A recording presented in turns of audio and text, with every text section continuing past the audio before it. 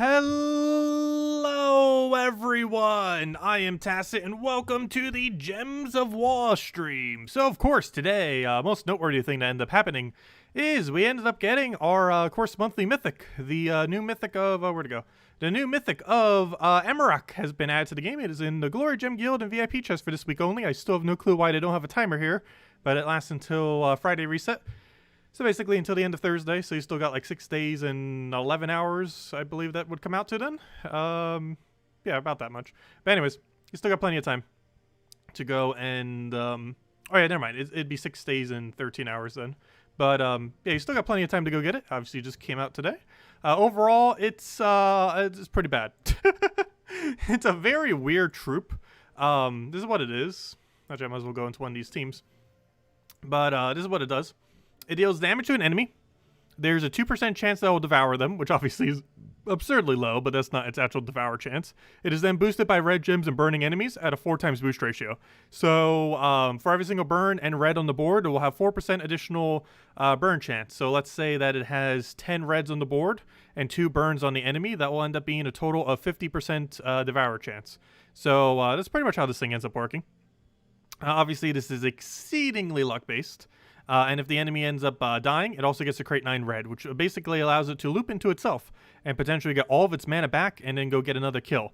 Obviously, it could get lucky enough to wipe out all 4 of the troops, or it could get unlucky enough to immediately miss, give the enemy a bunch of red, and yeah, just go from there. But overall, it's just going to be kind of weird. It does have some decent traits, the most noteworthy being Stone Skin, but of course its unique trait. Burn and Stun, pretty interesting combo. Stun on a Devouring troop is, I believe, the first of its kind, in the sense that it can actually stun away its immunity. So, of course, things have immune to Devour, and you can end up stunning it. Obviously, this won't work against things like Impervious, because you would need Curse for that still. However, anything that just has an immune to Devour, but not specifically immune to Stun, you can end up devouring. So this gives it a much wider range of what it can devour compared to a normal devouring troop. Burn plus Stun is also pretty noteworthy in that you can synergize it with troops that do triple damage to burning in order to not need Enrage. So there are quite a few hero classes that are pretty decent that don't have Enrage on them that do triple damage to burning enemies. However, you can kind of offset that now by having a Stun Burn, and the Stun will basically act as an Enrage. Obviously, it doesn't give you 1.5 times additional damage. However, it will disable their traits, so you don't have to worry about things like Agile or Stone Skin or other skull-resistant abilities. So it'll be kind of interesting to see how that pans out, as I almost feel like he's going to be used more so for that than anything, because his ability is just going to be too luck-based. However, that's going to be pretty consistent. A guaranteed burn stun on a random enemy. You do that a couple times, you end up getting their entire team basically disabled, and then off of a single troop, you're able to go disable all their traits while doing triple damage to them off their burning with a hero class that does triple to burning. So it'll be interesting to see how that pans out over time. But as it currently stands, I would say this Mythic is pretty lackluster. It's probably worth getting just as a utility sake, at least attempting for. But it's definitely not one of the higher Mythics. You would still use Iron Gut instead. Very rarely would you use this instead of Iron Gut. Actually, there's probably no instance where you would, unless you were just messing around with it. I don't know, it just doesn't seem like it has a location where it's really going to be viable. For Guild Wars, it's going to be way too inconsistent. For PvP, you could maybe use it for the triple damage burn stun combo. However, with Zugoff and stuff like that, it's probably quicker, assuming you have it. And for Delves, it's just going to be way too inconsistent. Like, you're going to lose a troop most likely by the time this thing can even get going. So for something like a Delve, that's really big liability to lose an entire troop like that. It just has battles where it either like auto wins or takes forever to win. And the biggest issue is if it's your only damage source, which I would not advise, which I kind of did slightly for the video, but it is horrible as your only damage source. But if it is your only damage source or your primary damage source, you're basically basing the entire battle off of luck, which is not a good idea generally speaking. Of course, there's always going to be some luck with many abilities, but he is way too luck-based to really be that viable from what I've seen so far with him.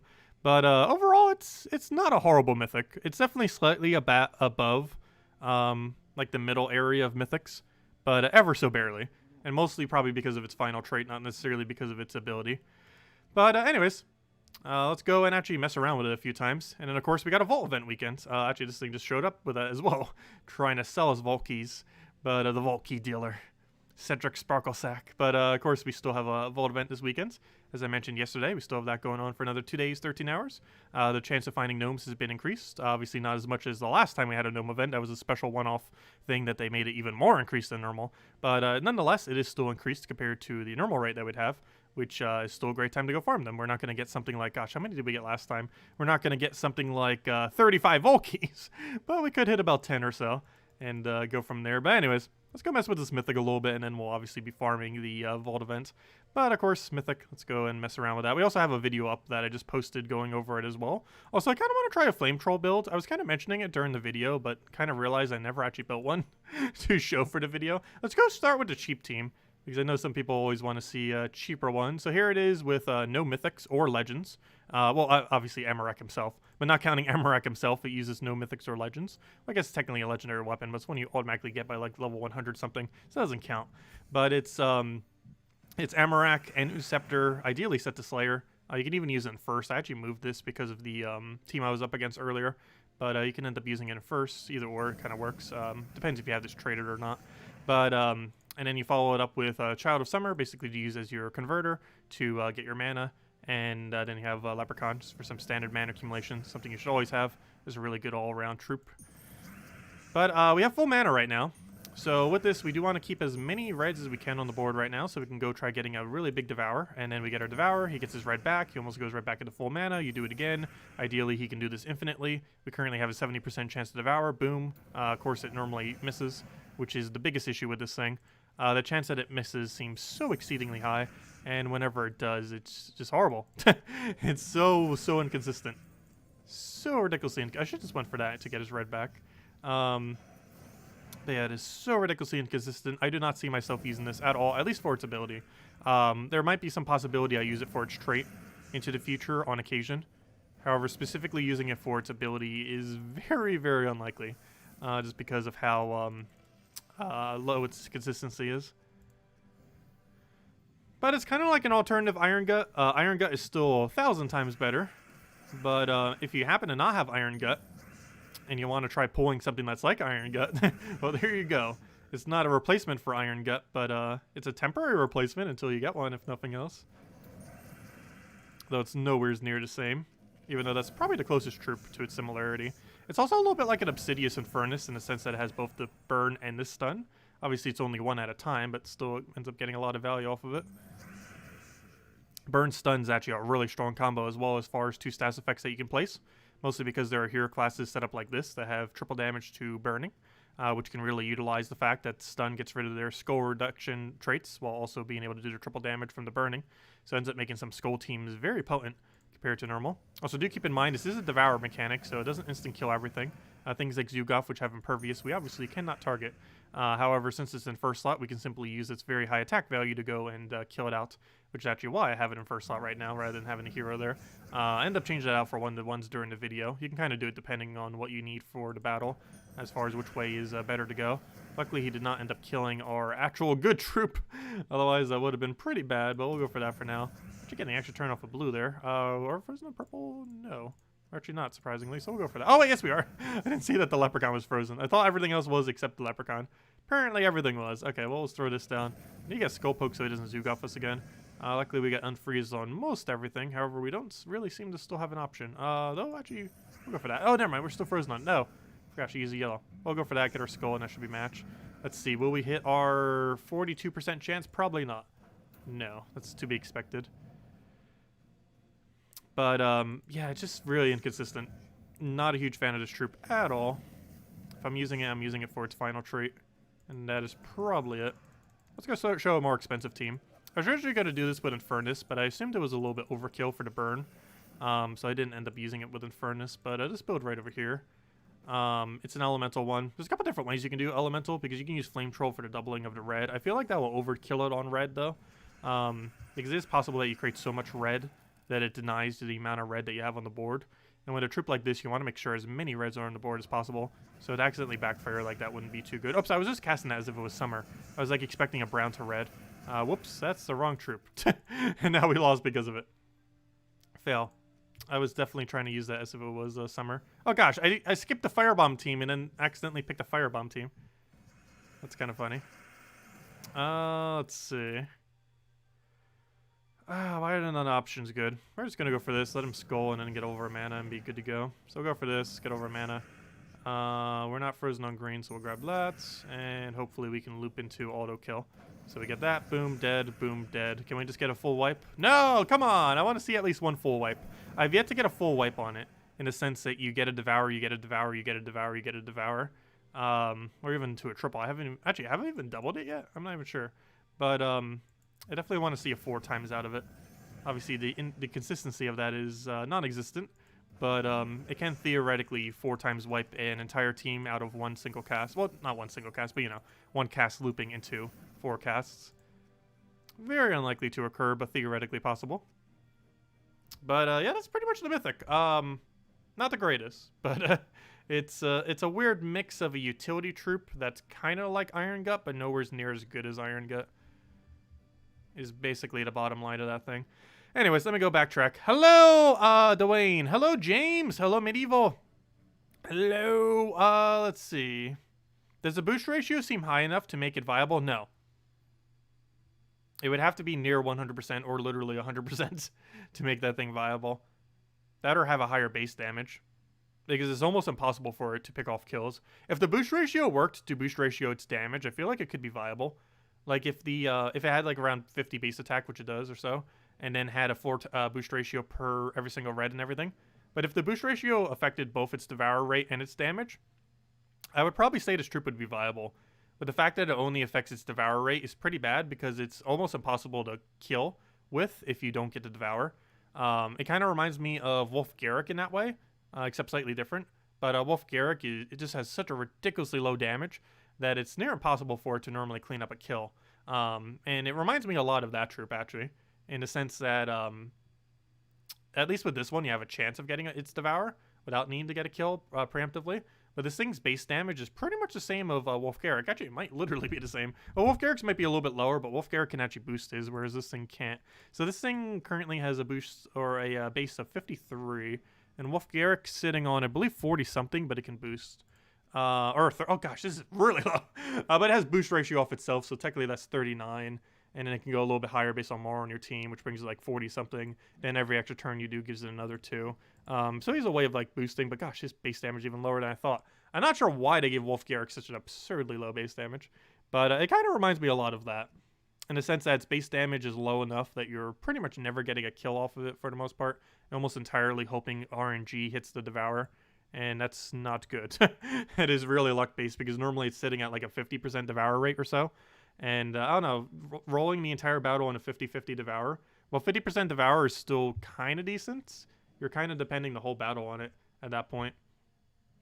Like earlier on in the game, something like a 50% Devourer, like on Sybaris back when it used to have it and stuff. Actually, this kind of is like the old Sybaris, except better. I didn't think about that. It's kind of like what Sybaris was before it got nerfed, except better. Like, it even looks like it, too. Even though it's from a different kingdom. I didn't think about that till now. But yeah, I guess it kind of is like that. It was actually nerfed because it was too meta at the time. However, it's like completely dead content now. And Devours like that in general, even in the game, are kind of dead content. Like around 50% Devour rate. Ever since Iron Gut has like an almost consistent 100%, almost no other Devourer ever gets used. It's because Iron Gut's so much better. Let's see. Hello, Drock Savage. Hello, Def Shade. Hello, Chris. Hello, Roberts. Welcome, welcome. Hello, Ricardo. You don't actually need Infernus with it. Infernus, I feel like, would be too much burn. Most of your boost ratio is going to be off the reds on the board, not necessarily the burns. Plus, after you take a few extra turns, you're going to have most of the team burned anyways. Theoretically, you could get them all burned after 4 turns, though realistically, it'll take like 6 to 8 extra turns, simply because, obviously you could re-hit the same targets. However, after you get a kill, there's less targets, so it's more likely that you'll end up concentrating the burns. But you don't really need Infernus to make it work. I was originally going to do that, but I don't know, it kind of seems slightly redundant. It's only going to give you like a consistent extra 2 or 3 boost ratio, which would be like a 8 to 12% Devour rate. While that is useful, you can still do it off extra turn spam. Let's see. Yeah, it's nowhere close to the capability of hiking Iron Gut. That's for sure. Hello, Lars. Hello, Isabel. Hello, Chad. Hello, Neil. And hello, Paul. And hello, everyone else. Welcome, welcome. And Mythic is hard to get. Yes, mythics are generally pretty hard to get. Out of gem keys, which is the main thing I opened during the video, it's 0.1% chance. We got it, I believe, out about 600 gem keys. So that is actually below the drop rate. The drop rate is normally, I would say, about 1,000 or so keys. It's not guaranteed, but generally by about 1,000 keys, you would normally get it. I think it's like a 60-70% chance after 1,000 keys that you would end up getting it. But after about that many, you're kind of in a place where you'll end up getting it. But it can take less, can take more. But yeah, we did within 600. But yeah, gem keys are at 6.0 or at 0.1% chance per drop. Glory keys are 0.1. And theoretically, your best way of getting them is actually through maxed out guild keys.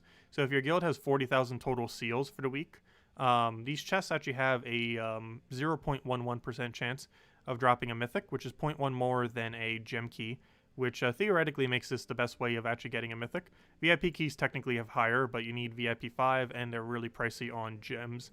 However, this is a lot higher or easier to accumulate a lot of, especially with purple orbs within the game.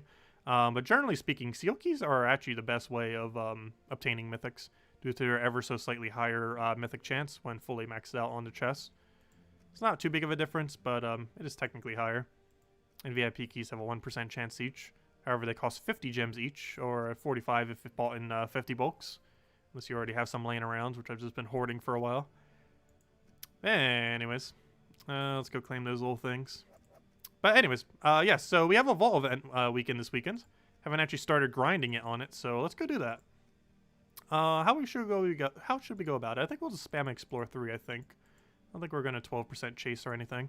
Where's a good location? Maybe we'll go say hi to Zayjin again. Why not? Say hi to Zayjin. Where's my Rowan team? Rowan, where are you? We must hunt gnomes. Yeah, we'll leave it like that. Why not? Let's roll with it.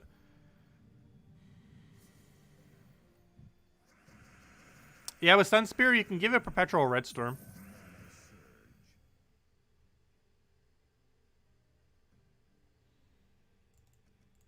It could theoretically work for Explore 12.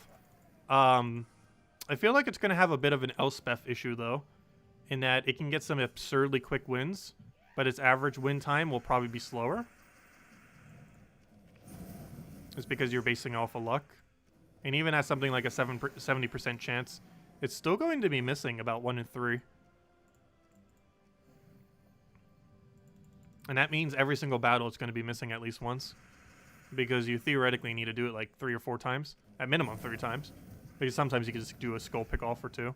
But you're generally going to need to do it at least 3 times. And even at his really good Devourer rates, he's going to miss at least once per battle. More often than not. Oh, I should go down a difficulty level. So that we can actually kill one-shot with that ability. It'll just give us some more diversity to one-shot with. I was using this club the other week.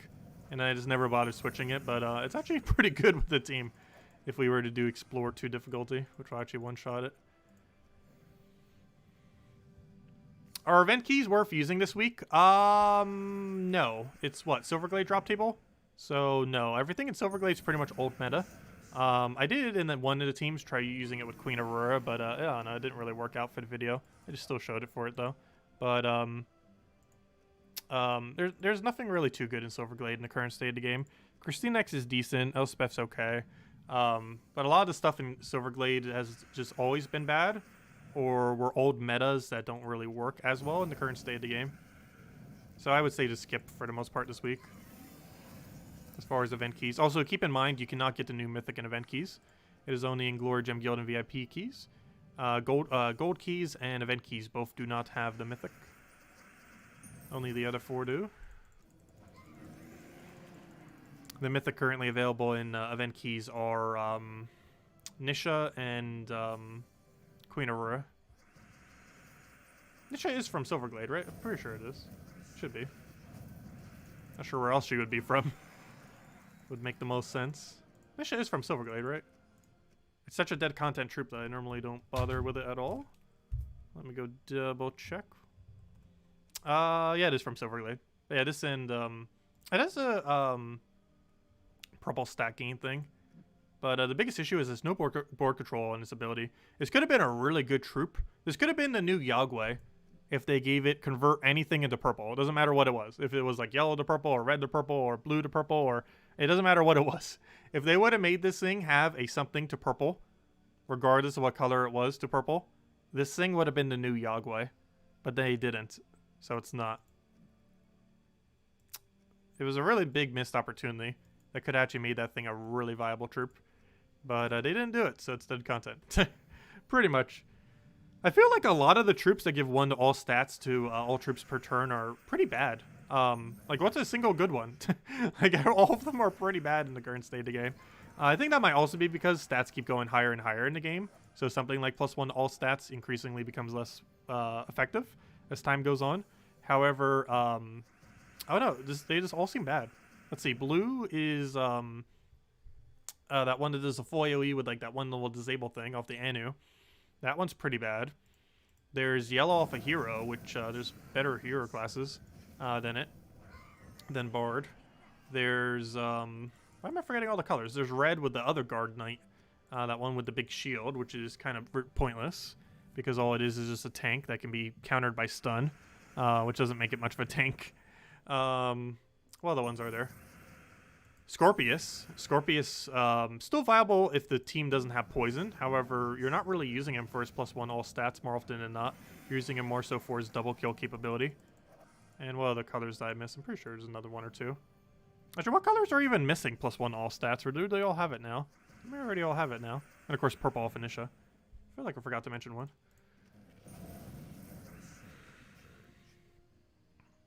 If next week's was Broken Spire, would the new Mythic be available from event keys?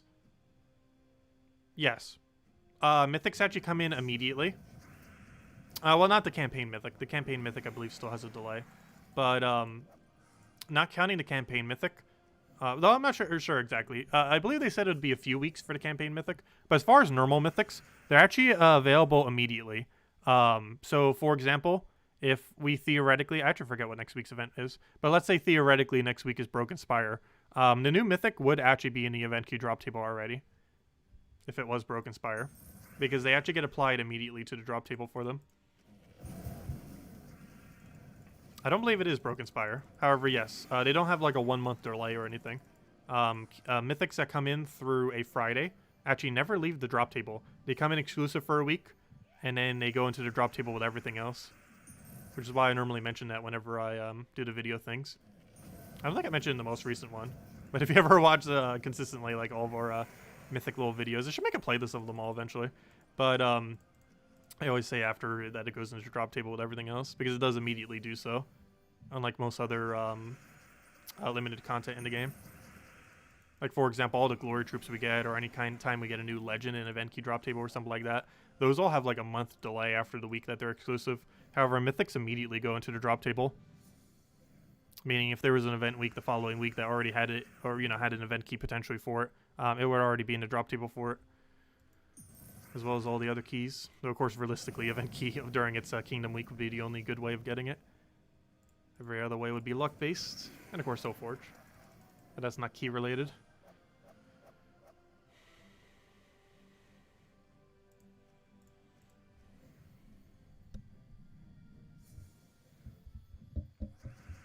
Let's see.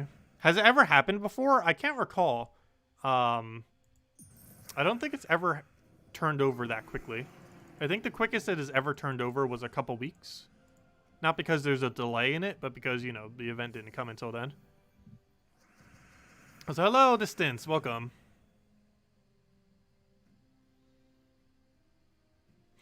Troops are either very good or not. There is no in between. I don't know. There's some aspects of a troop that can be really good while other aspects are really bad. For example, I would say this troop's most useful thing is his stun burn, more so than his ability. Or at least as far as its usability. I'm just not a huge fan of this thing's luck on the Mythic. You could potentially do it for some good PvP teams or areas where it doesn't matter if you lose necessarily, like Explore and stuff like that. But for things like Delves and Guild Wars, I do not really foresee you using this. For one, he's going to be so inferior compared to Iron Gut for Delves. But for PvP, I mean, for Guild Wars, he's going to be way too high risk due to his luck-based mechanic. while he might be able to do some really quick kills for PvP and stuff like that, and I wouldn't even be surprised if he gets used in a world record team, just because he can get super lucky if you get lucky enough. But his consistency is going to be very, very, very low. Even if you can get him to 60-70% Devour, you're still going to be missing at least once per battle. And if they have a really good red, that's going to be pretty devastating. One other big issue with him too is going to be Zugov, particularly in like a PvP kind of instance, because Zugov cannot be devoured. So unless you're using like Essence of Evil or something, or you know, something to curse, or Mirage Queen for that purpose, which can work out pretty well, because you can half mana start it as well. But unless you're going to be carrying a curse, not only if you miss will you feed red to basically full mana their Zugov, but you also can't devour their Zugov, which is going to be an issue. How on earth do you average 84? That would have to be like 20 gems on the board. Actually, maybe a little bit less because of the burns. Let's see, because normally I buy about 15 gems. It becomes a little bit hard to get a little bit more than that many on the board, because they start colliding too much with each other. And also, once you're starting to get that many on the board, if you do end up missing, you're giving the enemy an extra turn. Because by about 18 plus, I believe most positions will at least have at least one extra turn on the board. Which means if it misses, it all goes to the enemy. Which is the main thing I hate about this Mythic. Because to have a good red setup, you have to deliberately make it so if you don't get the hit, you have to give the enemy multiple red extra turns.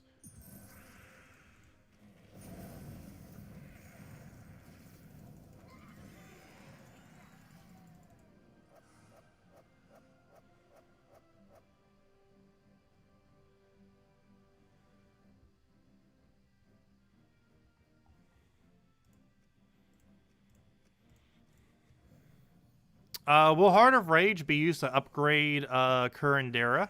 I did see that. I don't think it would, but you never know. Theoretically, we could end up getting something like that. I feel like it's going to be a triple component related thing. However, theoretically, they could make it so the Mythic could be upgraded with Heart of Rage in order to make it stronger. I don't feel like that's what they would do, but it'd be kind of interesting if they did, because for the first time ever, it would make it viable to have more than one Mythic of the same kind, in the sense that one of the copies would go to create the new troop, and then you would need another one to actually go and, you know, still have the troop. That would be kind of weird if they did, just for the sake that, since we're only getting one copy of it from the campaign, it's probably going to consume that one copy, and if it does, you'd have to sacrifice your normal Curandera to get a Enraged and Curandera, as well as the Heart of Rage, which means you'd have to go reobtain Heart of Rage, and you would have to go reobtain Curandera.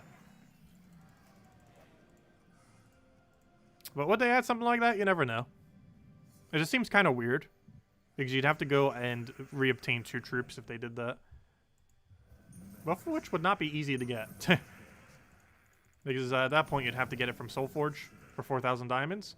And the other aspect you'd have to get from Volkies out of pure luck. They'll be sharing a drop table with Cedric. Whenever you get a Cedric, you'll have a chance of either getting Cedric or Heart of Rage after about a few weeks after the campaign. Currently, it's not in drop table, so don't try going for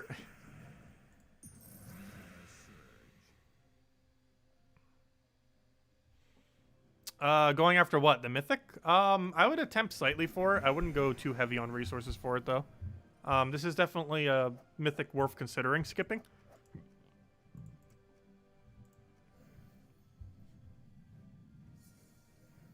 It's not a bad Mythic, though. It's just really luck-based.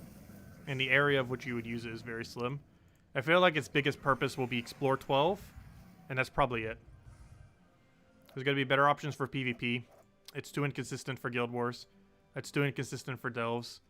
Due to the instant kill immunity on Doom, it probably won't be used for that. Though I guess you could theoretically just use the attack value off of everything else, but it'll have a similar issue to that of Delves. But yeah, Explore 12 I feel like is the only meta location. And even that's still going to be luck-based loses sometimes. And then again, I don't know. I guess the enemy in Explore 12 wouldn't really have anything too devastating. It's not like they're going to have a Zugov or anything. Like in PvP, so giving them a bunch of reds on accident actually won't be that consequential. something like that. I guess depending on what kingdom you're exploring in, if you're chasing 20%, it could be. But if you're just farming a single one over and over again, you could definitely pick one that's a bit more optimal for it.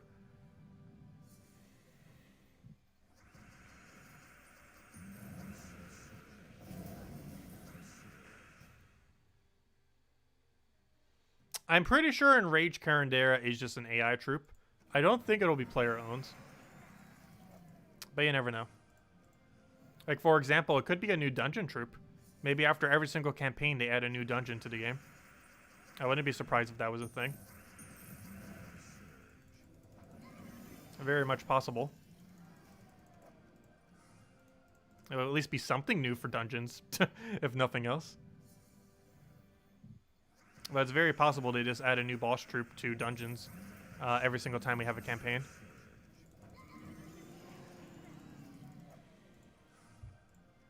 Because there'll finally be some kind of update to dungeons. It's not like a really good update, but it's better than nothing.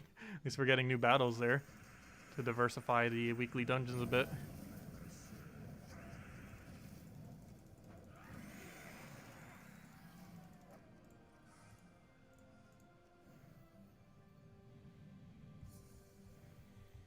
Well, we don't currently know what they're going to do with it.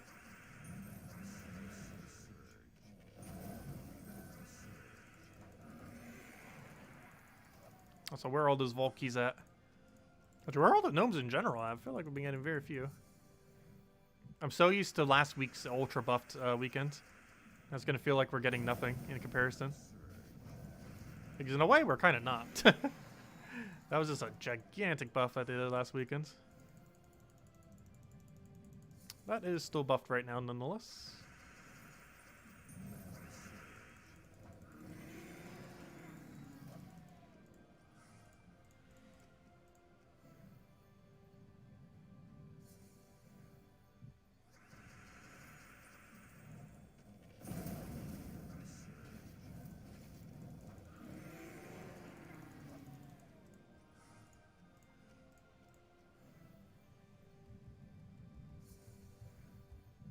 You can be using red does where you can't use Iron Gut, but you can also just use Zugoff in those situations. Yeah, I didn't mess with him with Thrall yet.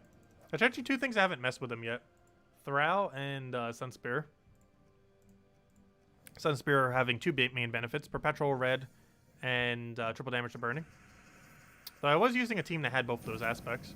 A triple damage burning hero class as Slayer, combined with Red Storm off of Empower, off of Summer. So there are ways to do it other than using Sunspear.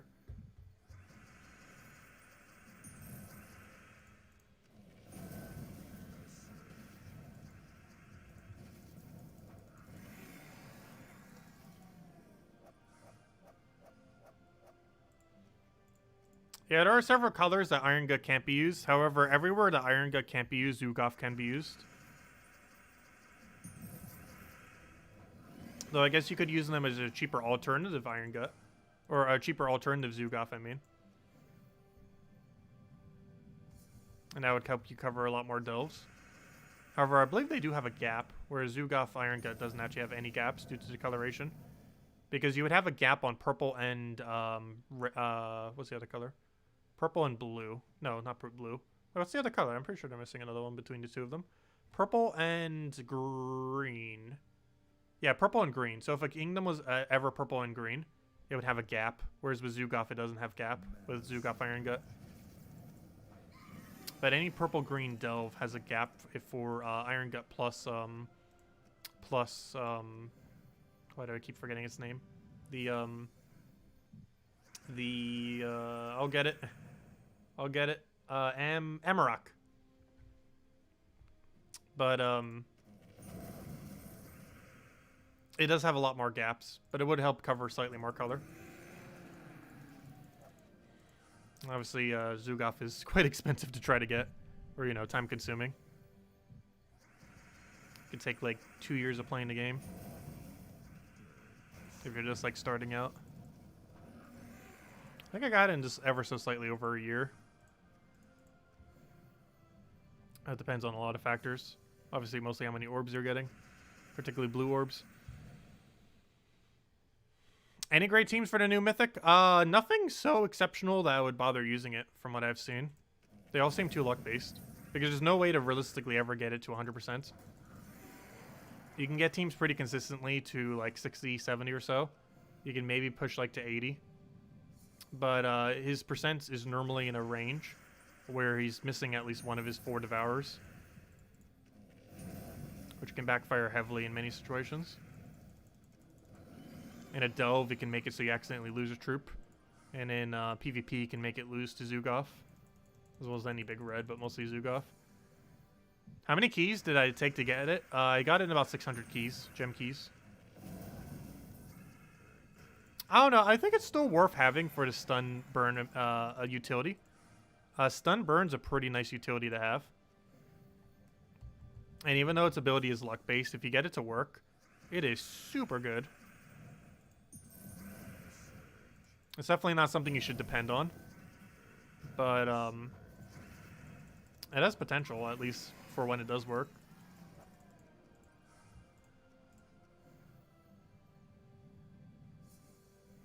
Which kingdom would you suggest as the best suited to grind during Vault event at the lowest level, 1 to 3? And is the key team really the best team as this current state of the game, 5.0 and all? If you're farming gold, key team's actually still the best team in the entire game, I believe, for Explore 12 gold farming. However, for the lower level range for quick killing, there's a couple different locations. I personally like using Zejin, and the main reason for this is there's a so why am I still using this hero class? I should actually change that. But there's a what's it called?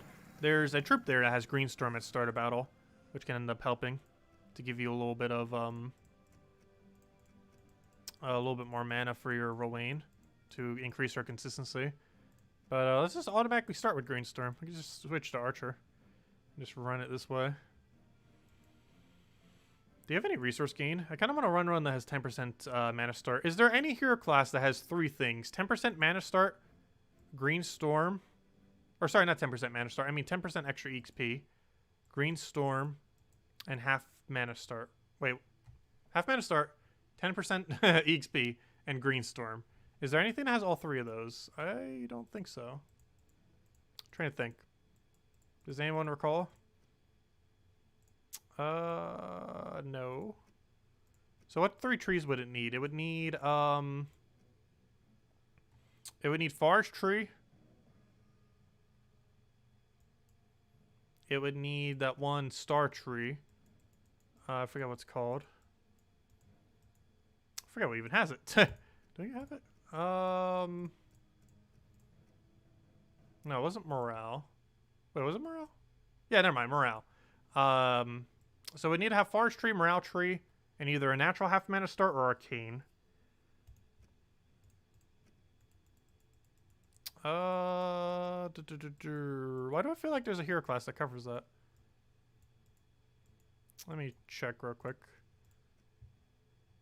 You're lacking the green Bard? Bard doesn't have half mana start though, does it? No, it doesn't have the Green Storm. It does have everything else.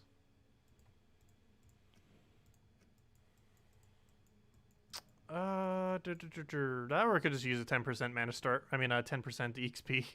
Just not have the Green Storm. It's not too big a deal not having the Green Storm. Whereas 10% EXP is kind of nice. I don't know, let's just run that or something. Doesn't really matter too much. Where's the 10%? Oh, wrong class. Gosh, which one was I just on? It was Bard. Oh, Bard doesn't really help us though much. I don't think Frost Mage had it. No. Because we need Morale Tree on it. Morale Tree and half mana start. Or you don't have half mana. You, I'm pretty sure, don't have Morale. No. Oh, does that one Urskia hero class have it? Not Sentinel, but the other one. Well, there isn't another one. What class am I thinking of? Shaman, I think it was. No, it has the Green Storm, but it doesn't have the other one. I was thinking because of the War Tree thing. Yeah, I don't think there's a single hero class that has that combination. That's kind of disappointing. War Priest, I don't think does. No, it has the Morale, but not the half or the green. And Warden just has the green and not the half for the other thing. You lack the both. Hey, there's no hero class that has it, I don't believe. Unless I'm missing one. Plague, I'm pretty sure doesn't. No. Orb Weaver, I'm pretty sure doesn't either. Oh, hold up. Oh, you don't have half mana start though. So close. Oh wait, I just realized you can't. You can't even run Greenstorm to 10%. They're on the same tree, or they're on the same category. Fail. What a fail. Fine, I'll just run something with 10%. That's a factor. I kind of forgot about that. Doesn't even matter if they do. You can't even run it. Okay, anyways, I guess I'll run Bard. Why not? It's not really going to help us much, but I want that half mana start to into 10%. There we go. Okay. Oh! What? That one's on the same tree too. Fine. What has it? Well, auto 50% that doesn't have a thing. Is there none? Is there not a single hero class that naturally has 50%? Archer doesn't have it. It doesn't have 10% EXP start. I don't think there is. Archer is what I was using earlier. It has the Greenstorm aspect and the half mana start, but it doesn't have 10% extra EXP. I was trying to find something that could stack all three. Well, you can't even stack the Greenstorm, but at this point, 10% into 50% mana start. Is that not a thing? Because the 50% mana start is on the same category of the thing. So it would have to be one with a natural 50%. What were the ones that had natural? Wasn't there 3 of them? There's Archer. There's Titan. Wasn't there more? But neither of them have it. Anyways, it's not that big a deal. Let's just run Archer or something at this point. We're just going to run without 10% extra XP. It doesn't really matter much. I just figured we could go and set it up, but apparently no hero class has that combination.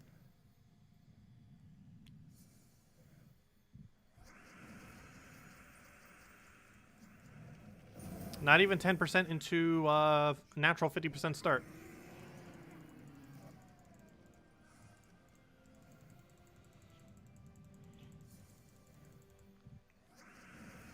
Unless I'm forgetting of one.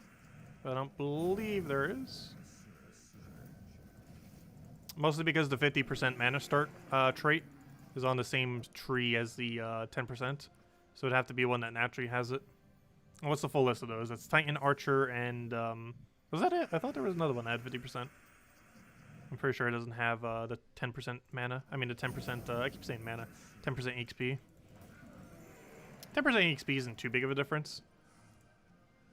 However, over the course of about... I want to say 15 battles or so, ends up basically giving us a whole extra battle worth of XP.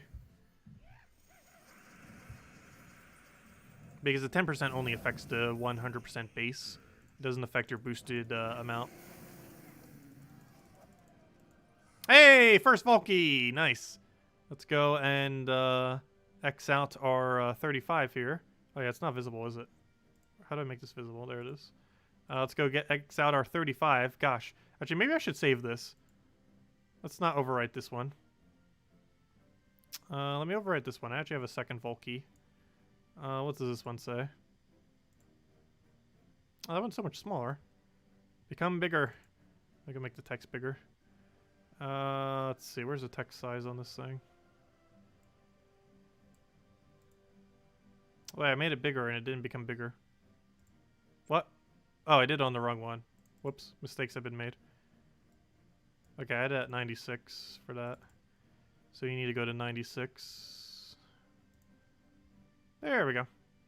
Okay, let's go overwrite this number then. Also, why are you not going centered? I just want to move you slightly.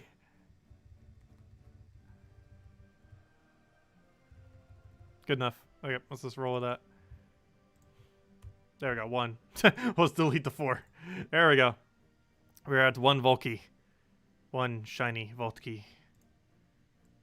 Let's go use the Volky.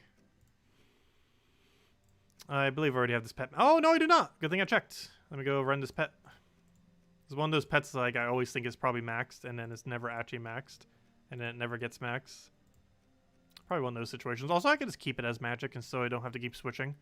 Because if we're doing Explore 2 instead of Explore 3, having it set to magic will actually allow us to still kill, instead of having to set it to armor.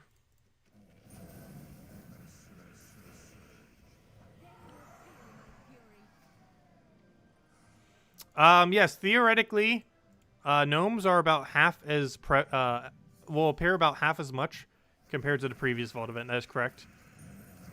It is still double compared to normal, but it's half as much compared to the previous Vault events, which had a super buff. Hello, Durade. Hello, Queen D. Welcome, welcome. In which rank do I place the new Mythic? Probably C tier.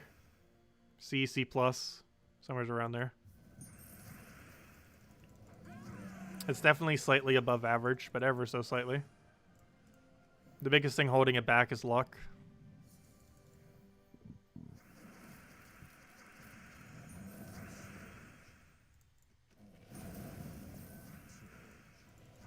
I feel like it might be used for some kind of world record team, though. So theoretically, for world record setting, it could actually be like S tier.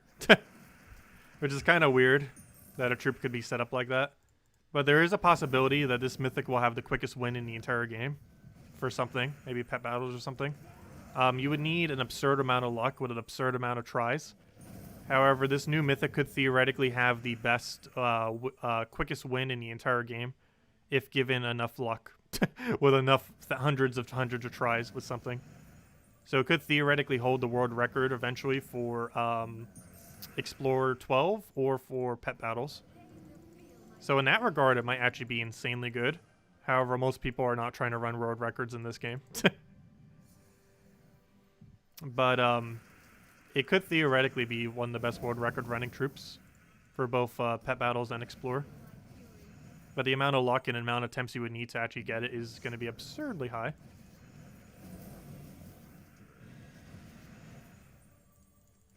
Yeah, as I mentioned, his Devour rate is normally going to be around a 1 in 4. Or, you know, 1 in 4 or 1 in 3 as far as what you're going to miss.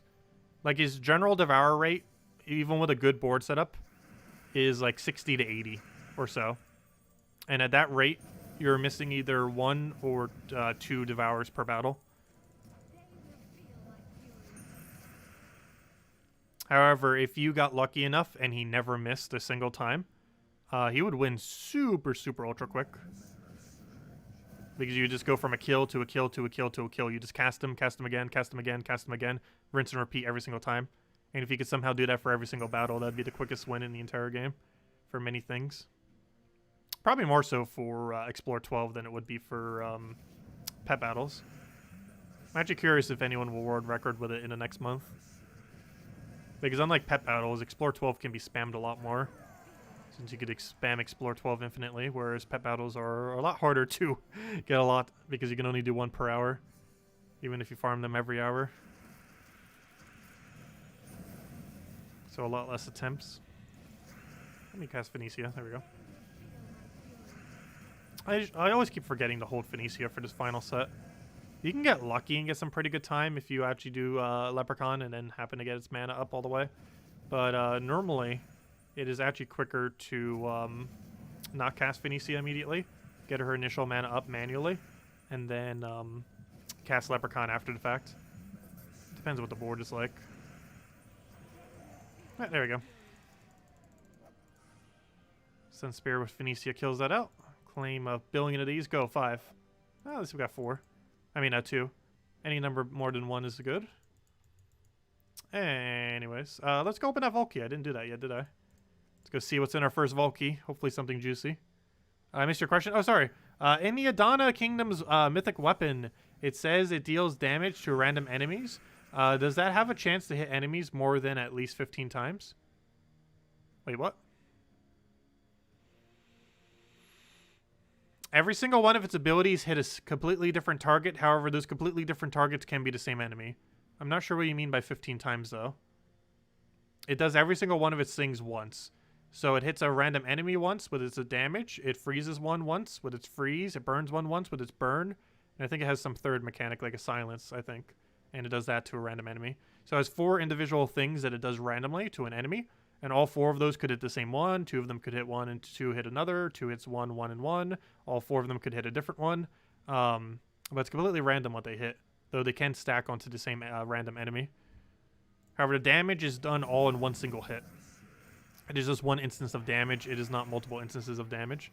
Just one single hit of its full amount of damage. Whatever it's at. Gosh, that Volkey was awful. What even is this Volkey? That's 2,500 gold, 2 diamonds, and a useless common. Wow, that's horrifically bad. Let's hope we get some better loot from all the other Volkeys we get this weekend.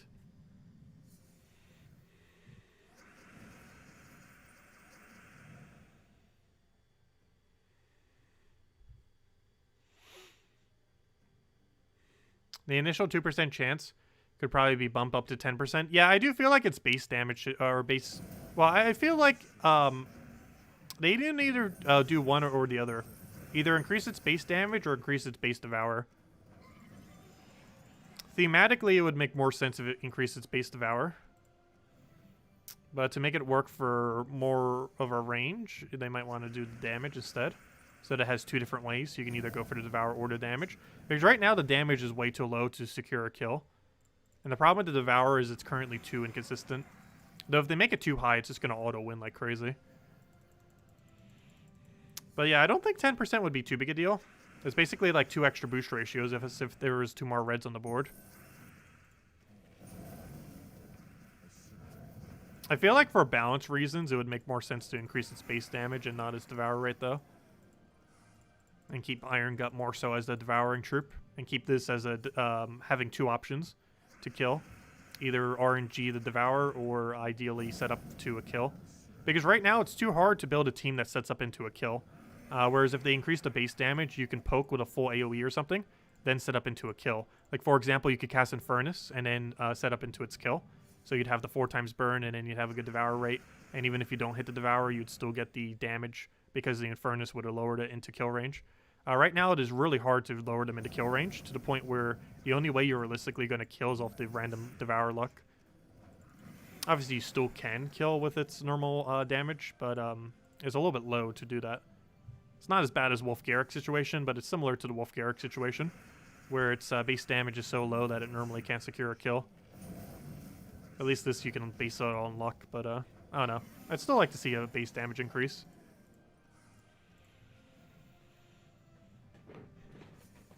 But like many Mythics, it's probably never going to be touched ever again. Hopefully it does, though. Gosh, there's so many Mythics that could be tweaked like ever so slightly to make them viable that are completely useless right now. That they still haven't done. I understand them like not nerfing Mythics that are like really good. But they definitely need to buff the ones that are like abysmal. Or at least could use like a small tweak to make them actually good rather than just being average. Because many Mythics are weaker than like rares, commons, ultra rares, epics. Like there's some Mythics in the game that are just in a category of the weakest troops in the entire game. Despite being Mythic. Which doesn't really make much sense. Like I understand them not all being meta. But some of them are just absurdly bad. To the point that you get it and it's like the most horrific thing ever. Other than the fact that you might be able to use it for a kingdom upgrade. Hello Zeddicus! Welcome! But no, this Mythic has potential. I just feel like they could tweak it slightly to make it really good. Right now, it just seems like a fun troop that's kind of gimmicky. That's going to be used for just really luck-based things. I don't see its consistency being good enough for anything. Other than world recording for probably Explore. I think that's going to be its main purpose. That's probably going to be its most viable thing, to be honest. Is world record Explore 12 attempts. I don't see anything else that's going to be truly meta for. Everything else is just going to kind of be a fun troop to mess around with. Or maybe occasionally used for its stun burn trait. But the only truly meta thing I feel like it'll be used for is trying world record 12 Explore. It'd be kind of funny if it actually manages to do so. I'm not sure how many people even really bothered to try to world record on them. Especially since a game like this constantly has development to the point where a single patch could change what actually works. try yours out. What was your team, Drock Savage? I didn't see it earlier. Did you post it? Could you post the troops? I guess I could copy paste it from the code thingy. Also, hello, Animus. Welcome. But yeah, could you repost it? I'll go check it out. Because I haven't tried a Sunspear team, and I believe you mentioned you were using Sunspear earlier. I used something that had Perpetual Red and had triple damage, but I didn't use them all in the single Sunspear for the video or for earlier to stream. But it definitely would work. Those are the two main aspects you would need. Then the only thing you would need is a good red mana generator. And then it all fits together. And Mirage Queen seems like a pretty good synergy troop compared to Forest Guardian, mostly because you have the curse option off from Mirage Queen, so if you truly need a curse for like Zugoff or something, you'll have it as an option.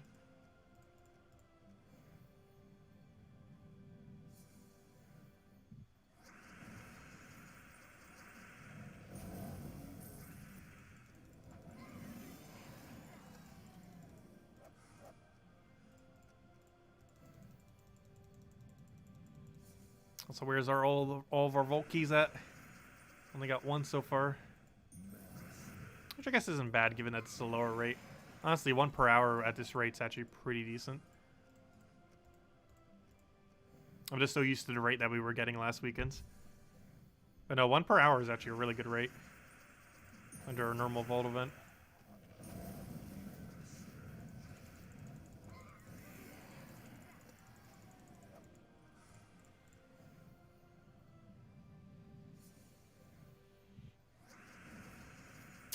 Yes. Guild keys are pretty much the equivalent of gem keys once all guardians are maxed. However, they are theoretically actually slightly better. They have a 0.01 higher % chance each of giving you a mythic. Their drop table is also ever so slightly tweaked compared to that of a gem key. But essentially, yes. Once you have gotten every single guardian maxed in the game, vault keys are basically gem keys. Theoretically slightly better.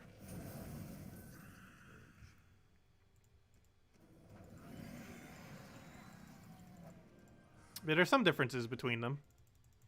Like, for example, the mythic chance on where's my keys? The mythic chance on guild keys is actually ever so slightly higher. It's up a 0.11, whereas a gem key is only a 0.1. And the other difference is, I believe these values are slightly different. It's what, 67.2, 10.7.2. And here we have, so it was 67.2. It was 10 something and a 2. So, yeah, actually all the rates for everything are slightly higher. The epic rate's about 2% higher. The ultra rare rate is, what, about 10% higher.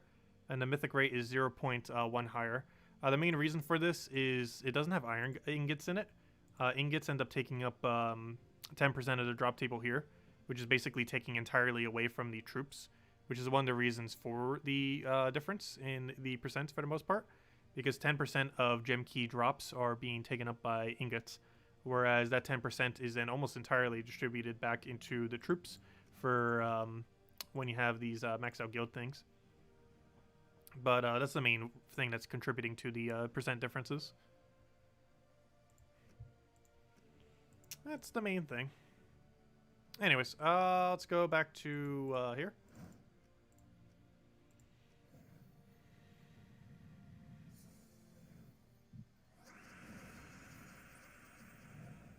So using minor blue orbs on guardians is good. For the final level, yes. If you have every guardian at legend, it is worth using a minor blue on all of them to get it to mythic. Anything beyond that, probably not. But once you've gotten them to legend, doing them from legend to mythic is worth it. Because it's only 6 blue orbs, and the amount of seal keys that you save is way higher than the amount of blue orb value that you would have used. But using them for any other purpose other than from legend to mythic is not worth it. And only if you do all 6 of them. Well, theoretically, I guess you could do part of them, because then it concentrates the drop. But, yeah, you wouldn't want to do it any earlier than when they're at legends. Legend to mythic is when you would want to do it, and only with a minor blue. Don't bother using major blues on them.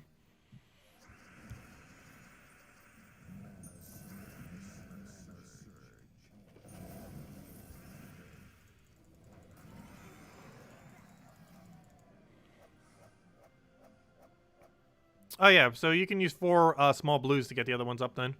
Unless one of them's close. Use the small blues on the ones that are furthest away. And then whichever one is the closest to it, just open some more seal keys and you could get to the point where all the drops would concentrate into it and get it up very quick. So if one of them's only like 20 copies away, but the other ones are like 50 copies away, you could just use a small blue on the two that are further away. And then just open some keys and get the final one up. So you don't have to use another minor blue.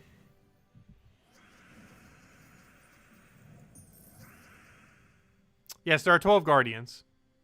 Was I saying only 6? But yeah, there's 2 sets of 6. I just always assume everyone has the first 6 upgraded. But anyone who started within the last year or two probably don't.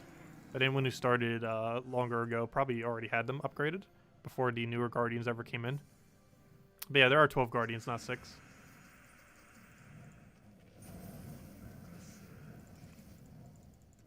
But they came in 2 different batches. So a lot of people have the first 6 upgraded way further or max compared to the later 6. But if you started the game later, then it's probably going to be about even on all of them. If you started the game within about the last year or so. In which rank do you place this new Mythic? It's around C, C+, around there. Its high inconsistency is its biggest problem. Stun Burn's a really good combination to have, though. Hey, second Vault Key, nice. Our Vault Key's drop's not doing too bad, then. Let's go see what's in our Vault Key. But, yeah, the new Mythic's okay. It'll be really good for Explore 12 world recording. If you can get ultra lucky. But, I don't know. It seems way too luck-based to really use it for anything, personally. I like its final trait, though. Just because of its consistency. And the fact that you can use it with, like, some skull spam teams. Stun Burn is pretty good for triple damage burning teams. Hey, Major Orb! Is today the day we get a Major Blue from Volkeys? No. It is not.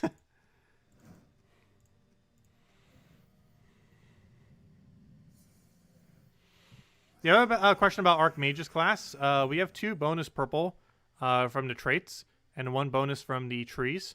Yes, they would stack. It also stacks on Corsair. Corsair has the same thing but for blue. You get +2 from the trait, and then you get +1 from a perk. And yes, they do stack. This also stacks on, it stacks on everything, or everything that has it. But this also stacks on Priest Hero class. Priest has a +1 off its trait, and then another +1 through its tree. So as far as hero classes are concerned, we currently have +2 for yellow off of Priest, +3 for blue off of Corsair, and +3 for purple off of Archmages. However, the other 3 colors do not have a +2 or +3. And probably never will because of how hero classes currently are, which is kind of weird. Who knows, maybe we'll add it to a troop or something. But there's currently no +2 or +3 for brown. What's his 3 colors? Brown, red, and brown, red, and green. Brown, red, and green, all 3 of those do not have a +2 or a +3 currently within the game. Brown, red, green.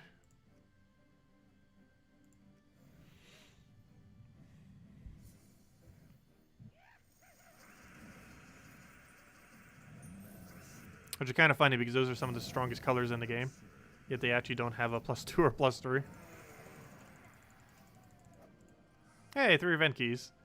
But how bad some of our vaults have been, it's probably better to drop. What would you say is a really fast Explore 12 team with the new Mythic? Well,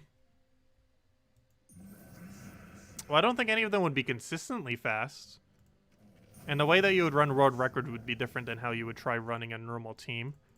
But it would probably be something along the lines of Sunspear. I wonder if you would run Flame Troll. It's going to be Sunspear, Mana Generator, the Mythic, and then all the way in last slot would probably be Mirage Queen. But again, I don't know. Would you need Mirage Queen? Because you can consistently pick an Explorer that doesn't have Immune to Devour. Because I'm pretty sure there are still some Explorers that don't have Immune to Devour. And they probably wouldn't come up enough that you could just skull them out. Because you have triple damage to burning. But something along the lines of that would probably be what you'd run for it.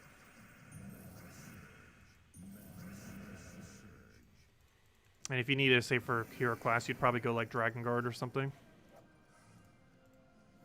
If you find it's dying too much. That's what I do for my Zugoff team. It's a good triple damage burning that survives it much better than the other ones. It's not as quick, but it's more consistent.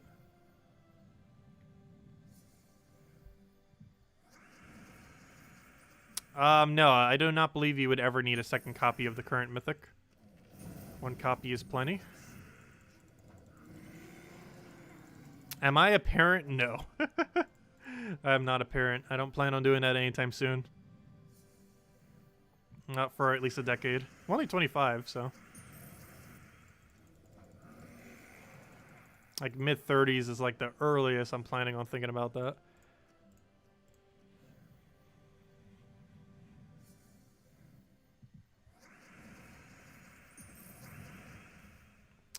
Let's see. Though I'd definitely be a kind of parent who I'd want to like stay home with the kids. Especially since I've been working from home for the last 4 years now. I've been basically self-employed at home. All right, 4 years or 3 years? I guess this is a little bit closer to 3 years, 3.5, somewhere around there. Yeah, I'm only 25. Yeah, the average viewer of my channel is like, I think like 40 something. Yeah, I'm only 25. I'm in like the lowest 10% of people who actually watch my channel. As far as the age demographics go.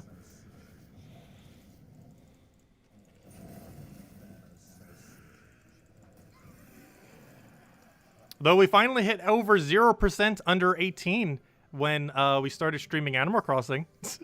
I think we're up to like 1.3% or something now. I forget exactly what the percent was. But it wasn't 0% anymore. Which I found kind of funny.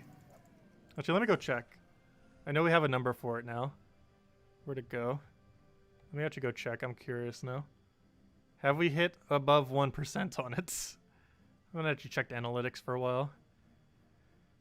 Normally don't pay too close attention to them, but they're fun to look at. Where are my analytics on this back end? Probably the word that says analytics is the analytics. That might make sense. Where's the analytic I'm looking for? That's not it. That's not it. That's not it. YouTube, why must you keep changing your back end and making it more confusing? I know exactly what I'm looking for, and I can't even find it. There it is. Or one of these is. I think it's this one.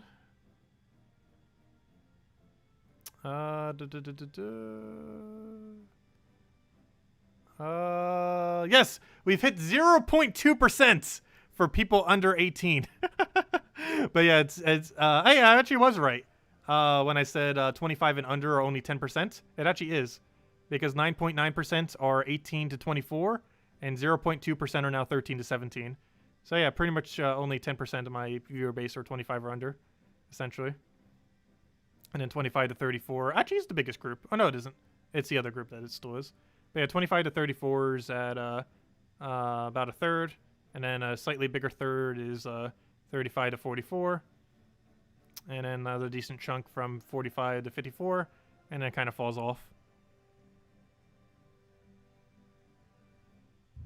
Interesting. Anyways.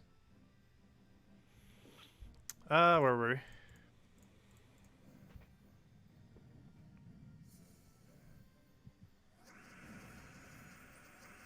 we? See you, Animus. Catch you later.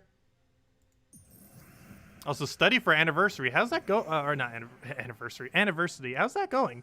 Or gosh, I can't say words today. University.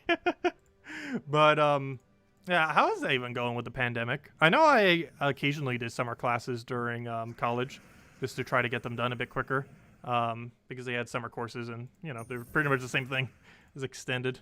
But actually, the summer ones were actually kind of easier because they were kind of more accelerated pacing than the normal classes. They were kind of elongated a little bit more, but still covered the same amount of content. Kind of nice, but yeah, I'm not sure how that would really work given pandemic now. It'd be weird doing college from home. I could probably never stand doing that.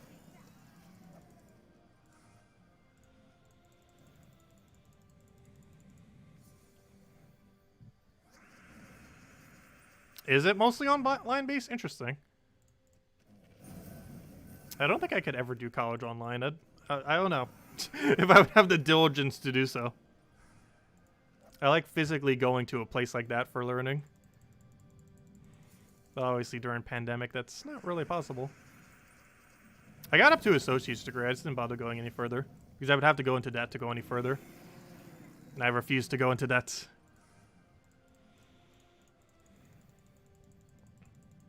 I might eventually go pursue it further. Really just depends. Job market's way too weird given pandemic and everything right now to even really think of what I would want to do for that. I've always liked things underneath like the psychology and the therapy and kind of sections of work, but all those require a degree higher than what I already have.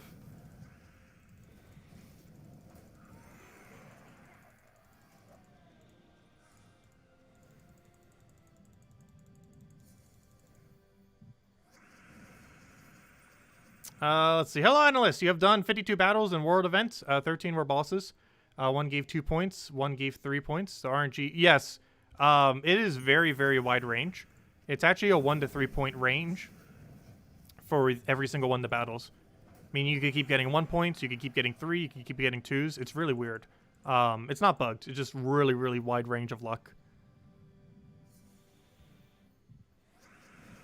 It's probably one of the weirder war lore events. So I believe I already have it done. Or I should say the guild carried us to victory.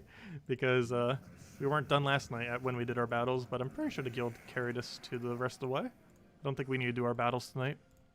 Let me double check. Not too big a deal if we do. But we'll take away from... Oh no, we're already done. I thought so. We're already pretty close. We're only like a couple hundred off last night. But yeah, the rest of my guild has carried us to victory. So I'll go claim that orb later. Not going to do it now. I generally do advise getting those done before the weekends, especially when we have a vault event weekends, just because it's taken away from time that you could be farming the vault event. Because generally when it's a vault event weekend, every single second you put into Gems Award generally wants to go towards that event. Just because of how much more efficient it is to grind resources during this time than any other time during the month. For those 3 days every single month, you can get like dozens of hours in. Or not dozens, but you know, you can get like a few hours of progress in every single hour compared to normal. Especially with all the gem-related drops that you can end up getting. And eventually get lucky off of Vault keys to get orbs and stuff, which helps for progress on Zugoff and stuff like that, if you haven't already gotten it. And even if you have, getting more orbs is always good. Never know when they're going to add like a second Zugoff, or just a bunch of things we might need to upgrade with orbs.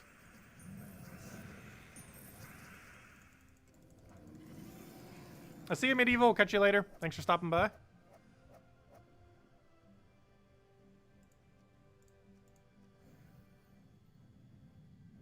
Please tell about the legendary guild tasks. What about them? Legendary guild tasks drop from 3 different tables, starting from a bigger one and a medium one and a smaller one. If you get one of the drops, it will not drop from one of the other tables. The biggest drop table has obviously the most amount of resources of anything, and then like a medium amount and then small amount. The biggest drop table that it pulls from does have a chance of giving you a mythic and a legend. And aside from that, you just get a bunch of other various loots that are kind of just end game material, like arcane trade stones, various keys, stuff like that. Overall, its value has gone down over time. However, they're still pretty decent value because they get applied to every single person in your guild rather than just yourself. So one person... Oh gosh, we got another vault key, nice. So one person just doing a single task, of course, gets it done for your entire guild. So one person putting a 1 million gold in gives everyone that reward, rather than just the person who put the gold in. All right, let's go do this vault key. I was about to say I was going to hand out a code, but I forgot. We don't have a code. We have no codes. We just ran out last night. Hopefully Salty will give me more on Monday or sometime soon, TM. But as it currently stands, I have no codes. So it's not too big a deal. We'll have them back eventually. Gosh, what are these vault keys today? We have been getting abysmal vault keys. This one's 5,000 gold, 100 souls, and a gnome. Our first vault key that was horrifically bad was slightly better than that. Gosh. This is some really horrible ones. 5% chance of getting more than 1 point from normal battle is either a bug or it's a very, very bad RNG for the event overall, is how they have it set up. That's why I was slightly confused when I first read it on Monday, or on Sunday, I mean. It just is that RNG based. I thought it would like maybe be level based as far as what you get those extra 1 or 2 points for. But no, it is just completely luck-based. It is just completely luck-based, which is kind of weird. Let's see if we throw that down.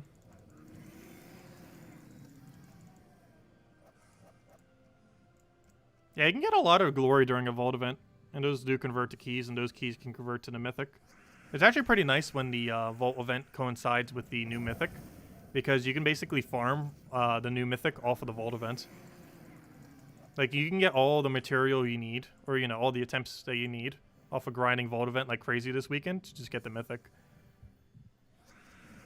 Which is pretty nice when they happen during the same time, because you can actually immediately use your resources. Whereas normally when a vault event happens, you might want to save them for when the, you know, next mythic comes or something like that. Whereas right now you can actually just use them immediately to attempt the mythic.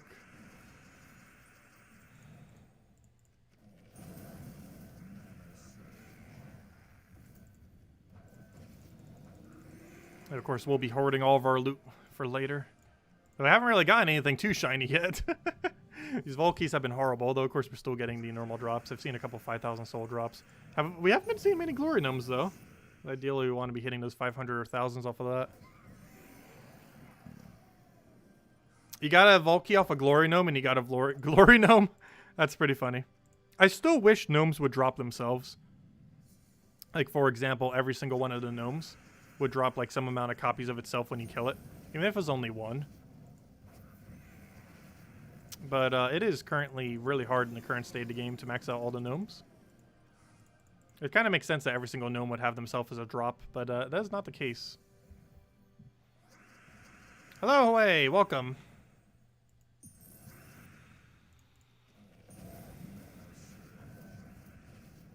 Let's see. Is that how you pronounce that? I know the last name is pronounced DS.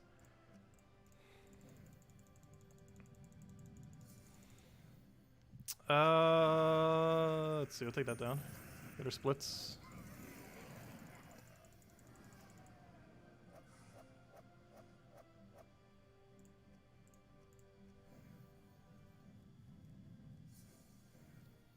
They need a gnome that drops deeds. I don't think they're ever going to do that. I think they want to kind of control how many deeds come into the game, so it doesn't come in too quickly. Even though theoretically they do come in at a random rate off of Adventure Board. But no, I don't believe they're ever going to add a deed gnome. Though, one gnome I feel like they would potentially add that would be very helpful is a key gnome. There's a possibility they would add a gnome that drops every key in the game, with an exceedingly rare chance to drop VIP keys, or a VIP key. Hey, 1,000 glory, that's the one I'm looking for.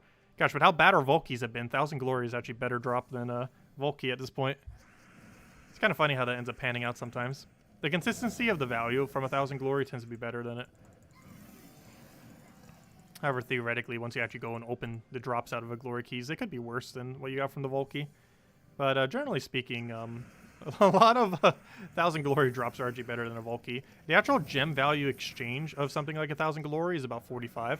Theoretically, a vault key has no direct exchange. However, its average drop loot, I would say, runs about 80 gems in value, a single vault key.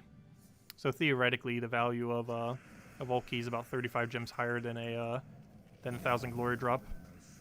Though if you keep getting bad drops, it's not going to be the case. But it only takes one really good drop to make the vault key value go up like crazy. Like if you randomly get a major blue, a minor blue, or a major purple, spikes up the value of it quite a bit. As well as whenever you get a 250 gem drop, or a 20 gem key drop, or 15 event key drop, or any of like the really good drops off it.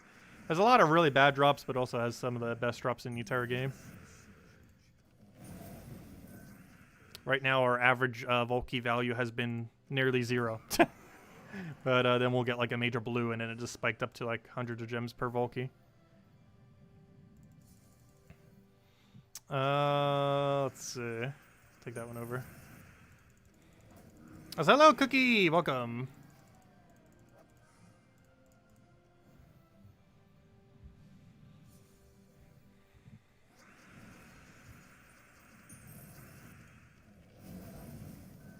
If anyone else has any other questions or anything you want me to go over, do let me know. Make sure to do so.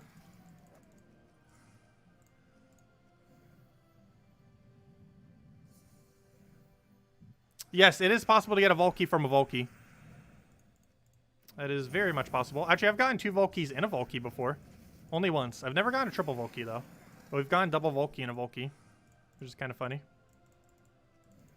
But yes, it's very rare, but Volkies can be found in a Volky, which essentially allows you to use a Volky again. I believe the chance of getting a Volky in a Volky is actually lower than your normal chance of finding a Volky, because it does seem exceedingly rare relative to how many gnomes you get a kills on. Like, secondly, every time you do a Volky, you get 3 gnome kills, or, you know, normal gnomes that actually have a chance of dropping Volky.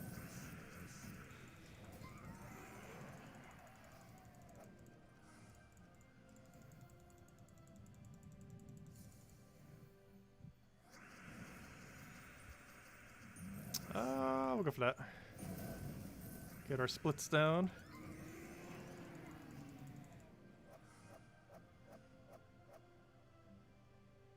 It is possible for someone who has 200. I'm hoarding them for whenever they rebalance Volkies or do something with them.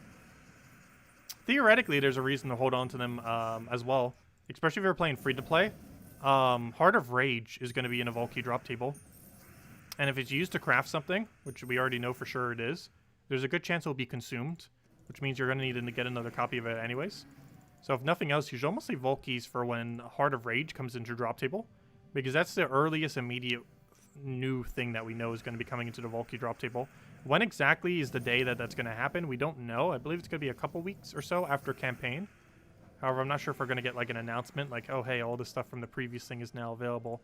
I'm not sure exactly how we're going to know the exact time when that happens. However, about 3 to 4 weeks or so after campaign, Heart of Rage should be in the Volky drop table.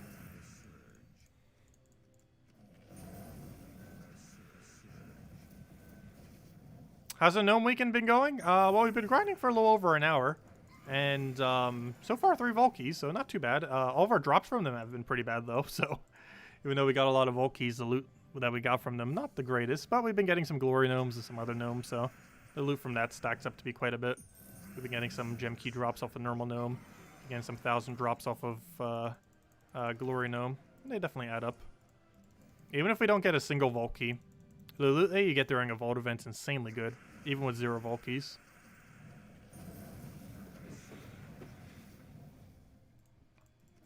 Glory Gnomes alone give you like upwards of 100 gem value in glory per hour, because they normally give you upwards of 2,000 to 3,000 or so per hour. And every 1,000 glory is worth about 45 gems. So you're getting over 100 gem value if you get like 2,200 or so glory in an hour. And that's on top of everything else you're getting. And that normally only takes about 3 to 5 gnomes, glory gnomes.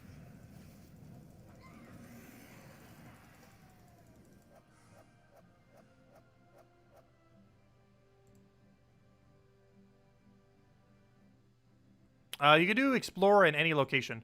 You generally want a quick kill when you're doing gnome grinding, though. So something like Explore 2 or Explore 3 level difficulty is normally what you want to do for the event. I'm currently doing it in Zhejian. However, you can do pretty much any kingdom you want, as long as it doesn't have any kind of annoying mechanics like revives or empower or anything like that. Main reason I do Zhejian is because it has Greenstorm attached to it, even though we're currently using a Greenstorm hero class, so I guess that aspect is slightly redundant, but it doesn't have most of the other annoying mechanics. The 3 main mechanics you normally want to avoid is spell reduction, a chance to revive on death, and empower. All 3 of these will slow you down, particularly revive on death and empower. Because empower, if you don't kill them on turn 1, will slow down the battle, and revive will make it so you have to go kill an entire enemy over again, which generally means you need to go reaccumulate all the mana. And even if you don't, it still wastes at least a couple seconds. Do I think future campaigns will ever add the affixes, suffixes? Probably not, because they were so absurdly unbalanced. Though it would be kind of cool. But they were way unbalanced. So very unlikely. But you never know. Campaigns could change over time. This is obviously the very first campaign, so we have no clue to really know what's going to happen with them over time. It's definitely a possibility. If they want a power creep, there's definitely the capability to do so.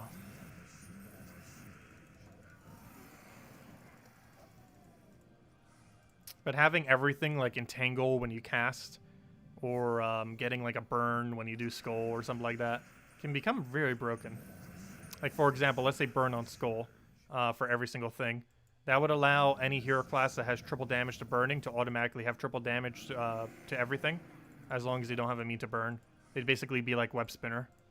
And it'd be things like that, like something that you think wouldn't really do too much, and then it would. And they were going to give lots of them too, like several. And that could end up being like very, very broken. But it did make changes. It made it a lot less interesting though. What are affixes and suffixes? Affixes and suffixes are things that they use for various things in the game. I forget which one applies to which. I believe the ones on weapons are affixes and the ones for traits are suffixes, if I'm not mistaken. Because of the way that they're at the beginning and at the end. But I'm pretty sure that's the way that works. But affixes are basically things that affect a weapon when it casts. Theoretically, every single weapon has some amount of them that aren't common, rares and above. Mythic and Doom weapons have 5 affixes. That basically they have something that happens every single time they cast. And basically an affix on any weapon would basically be a whole additional effect that would occur whenever it casts. So let's say we have like an affix to randomly entangle the first enemy. So whenever you cast anything on your team, even like Rowan, it would do an entangle to the first enemy attached to the ability. Suffixes are basically just essentially like traits in the sense that there's just like an additional trait. So like a 25% score reduction or, you know, anything like that. Or basically what affixes are. But suffixes. But yeah, affixes just affect the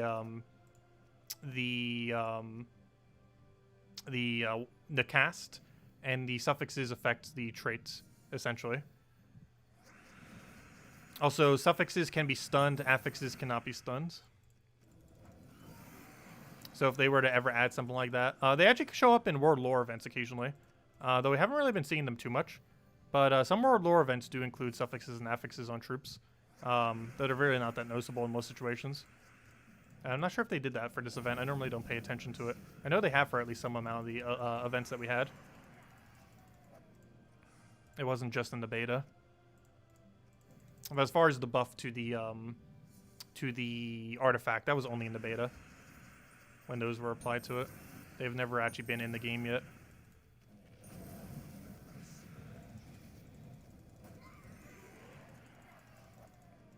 You also see it during dungeons. Dungeons have a lot of suffixes in them. And a few affixes. Like, for example, one of the affixes that exists within dungeons is gain submerge after cast.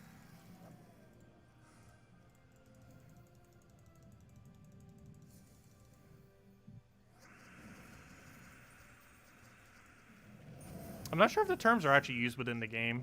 It's how it's referred to external to the game in many situations. Let me see. It was actually referred to in the game during the beta, but nowhere's after the fact was actually mentioned. I think it's mentioned somewhere in the game. Let me check. Maybe in Delves it is? Unless the World Lore has it on a various battle. Let me see. I think it would have to be the epic battle, though, for it to have it. Like, this one I don't think has any of them with it. No, you'd be able to see it on a thing. I'm not sure if it mentions it anywhere in game. Do the weapons mention it? I believe the weapon just mention it as tempering levels. I don't think it mentions it as one way or another otherwise. But yeah, these are normally called tempering levels. But no, interesting. But they are terms that are used either indirectly or directly for it within the game, or at least external, I guess. Because I'm not sure there even is an instance where it's actually mentioned like that in the game. It's kind of like one of those weird things where it has multiple different terms for it. Kind of like how split damage is called both split damage and scatter damage. It's one of those things in the game that just has multiple terms for whatever reasons. Not sure why. Like, for example, oh no, they did actually change Rowan's to scatter damage. Oh, did they finally make all the terms uniform finally? Does anything actually show as split damage anymore? Pretty sure there's still some that show as split damage.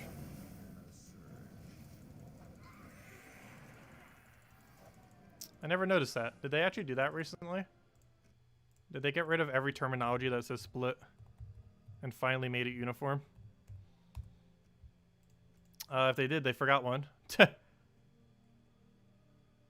Yeah, this one still shows split damage. Wait, did they actually make them all named Scatter now? Except for one that they forgot off a Ranger? They did. I never noticed that. I wonder, when did they do that? Okay, they did finally name all split damage to scatter damage. I wonder if that happened in the most recent patch. I wasn't even paying attention. But yeah, they forgot one though. They forgot to do Ranger. But they changed every split damage in the game except Ranger to scatter. I assume they did that in the most recent patch. It was pretty recent.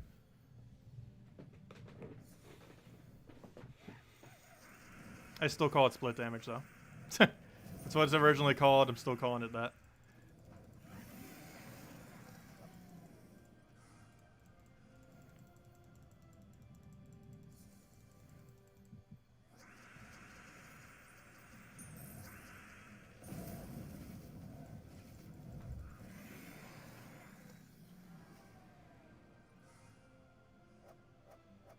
Yes, Delves basically add a bunch of suffixes. They essentially act like traits. Suffixes are essentially just extra traits. They just go by the term of suffixes whenever they have additional traits that are added on. But they can be stunged just like normal traits. They're not any different from a normal trait. They do stack independently of a normal trait though. So theoretically, potion effects could even be considered like suffixes. They stack multiplicitly, not additively. So for example, two 25% reductions is not 50%. It's two individual 25%. So you get a 25% reduction, and you get a 25% reduction of the number that got reduced by 25%. Which makes it so it's not a full 50% reduction. It comes out to like, what, a 37.5% reduction or something? Forget the exact math. But somewhere around there.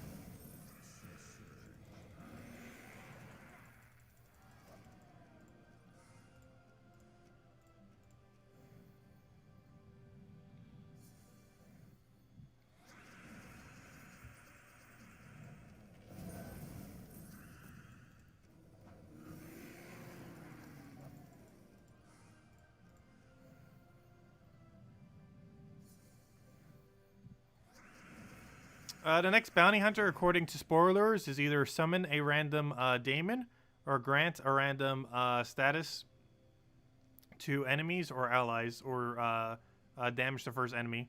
Isn't that trip going to be bad? I believe I had a good final trait. Oh wait, never mind. I thought you were talking about the thing. Next bounty hunter. I didn't actually check the next bounty hunter yet. I thought we were talking about Mythic. Because I believe we do have a Mythic coming out that has like a random status effect thing. But no, that bounty troop should be pretty bad. Most bounty troops are. Like, that's just kind of what bounty troops are. It's very rare we get a good bounty troop. Very, very rare. Mostly because they're only rare rarity. And most rares are pretty bad unless they're like a mana accumulator or something. As far as bounty hunter concerned, Tagraki's one of those weird exceptions where they actually gave it absurdly good damage. Especially in the context of bounty. Obviously outside of bounty it's not used that much.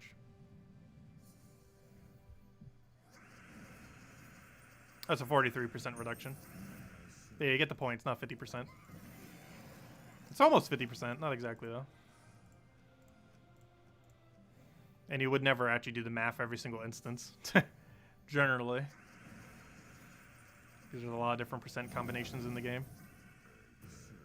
Though most of them do have 25% as the second percent.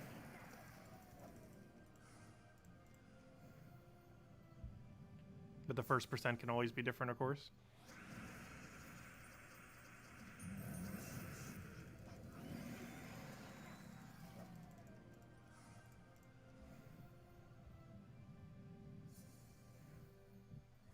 Well, the goal this weekend is pretty much to try to hit 10 Volkies. It's pretty much every single Vault event weekend's objective. Not sure if we'll actually reach it, but that's the goal. Ideally. In this stream, hopefully we can hit like 4 or 5. Definitely at least 5 by the end of the day. grind it out tonight.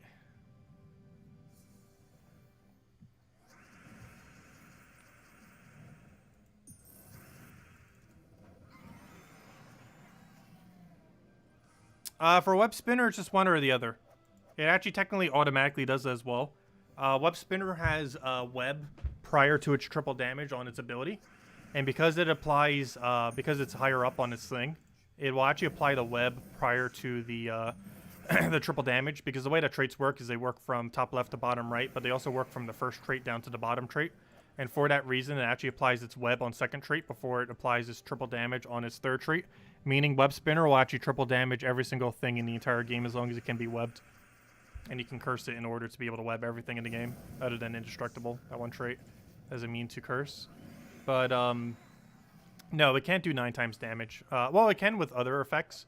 However, it being poisoned in web is just a single 3 times. It does not stack to individual 3 times. Traits can only ever activate once. So for that reason, they can't activate twice off the double effect.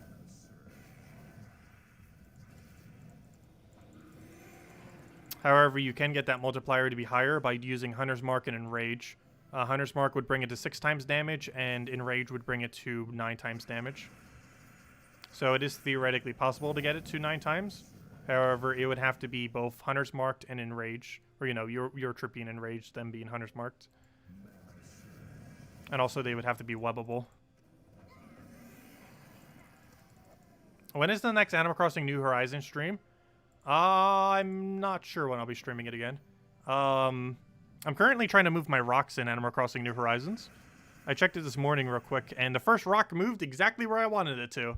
So, yay. And now over the next 4 days, they will all move into location. As far as when we'll do the next stream, I don't know. Maybe we'll do a bug hunting late night stream at some point. I'm not sure. This Vault event weekend, I kind of want to farm, obviously, Gems of War a little bit more. So not sure if we'll be doing that this weekend. But we have a bug off, so we'll definitely do that. That's the last Saturday of this month, so that's in 3 weeks. I'm not sure if I'll have an Animal Crossing stream prior to that. We might do one prior to that. I don't know, we'll see. And if nothing else, we have the Fireworks Festival every Sunday. But I don't think I'm streaming it this Sunday. We'll definitely stream it at least one more time. Plus, I still need a bug hunt during the night this season. Because this is the last month you can catch a lot of those rarer bugs. And while I've already caught in all of them and gotten a model of all of them... Oh, by the way, I've gotten every model in the game now. I finished that as of today, technically. I was kind of done yesterday. But the last ones came in today. So, from Flick, from the person that we had there. So we actually have every fish and bug model in the game now. So theoretically, we can start decorating our museum for the exterior. I know how I want to do some of it. I'm not sure how I want to do all of it yet, though. But it'll be a work in progress. I'm keeping the flower farm for now, though. Just because it farms infinite resources, which is nice. And it gives us something to do. It's kind of fun doing a little bit of gardening in the game. What do you like about this game? What, Gems of War or Animal Crossing? What I mostly like about Gems of War is probably the gameplay loop. I definitely like really grindy games, that is for sure. And, I don't know. I just really like the gameplay loop that leads to the grind. It does feel pretty rewarding once you get, like, the new mythics and everything else like that. Which are the main things that you grind for. That and star levels. However, they're kind of capped at this point. Because once you reach every single star level, at least in the current state of the game, you can't really, like, farm to go up to the next ones. That might change once we finally get 20 plus stars. However, as it currently stands, not really much of a way to specifically grind out into the next stars. Sometimes there is, but normally you have them done like way ahead of time. Like, for example, level 100 all hero classes for level 20s once those come around. We already did that for everything. So while that theoretically could be something that you could spend hours upon hours grinding, that's something we already did preemptively, so we wouldn't have to do it later.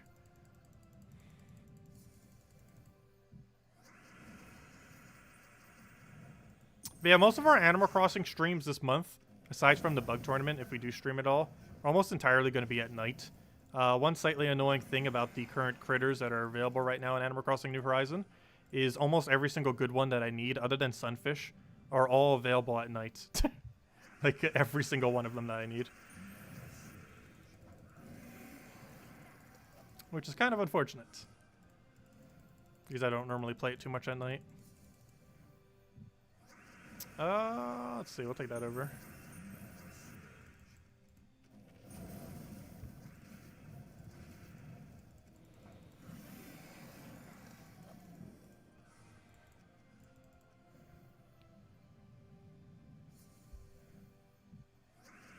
But I'm one of the few people insane enough who likes grinding enough that I've actually caught in every single thing in the entire game in Animal Crossing 5 times. Except for only one thing that I haven't been able to catch because it's not available due to the fact I don't time travel. But every single other thing we've caught in at least 5 times in the entire game. It's because I like grinding for those little critters. They're a lot of fun.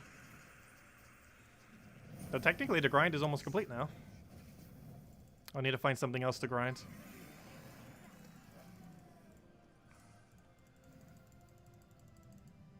You spend almost 1,000 and no mythic? Ooh, yeah, that can hurt sometimes. Yeah, it can take a lot of keys sometimes to get the mythic. You can go like 2,000 or 3,000 gem keys and sometimes get so unlucky that you don't get it. Generally about 1,000 will get it.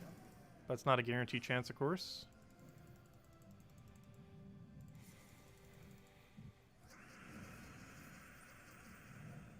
What do we even grab here? We'll take that for now. I got Explosion. Get our Wayne dead.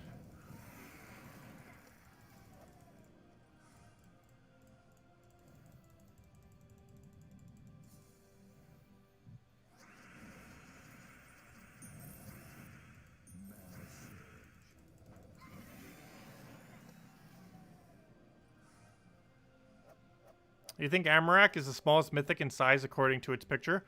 Yeah, I did notice when I was making the thumbnail for the video that we just posted on the mythic that the image is really small. Like it was a lot smaller than I was expecting it to be. Not sure why it's so small.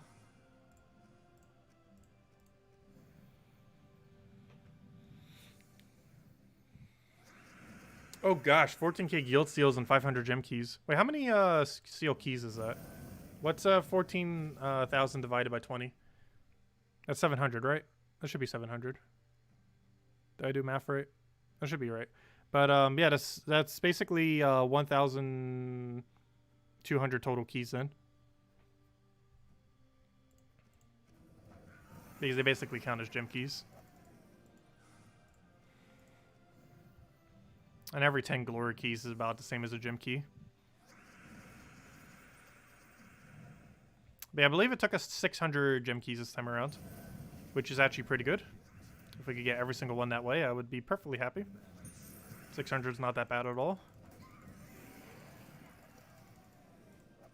Yeah, anything below 1,000 gem keys, I'm actually pretty happy with.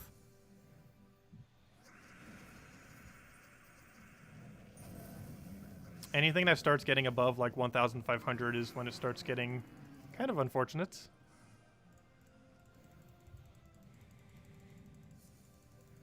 Especially when you start getting into like 3,000 range.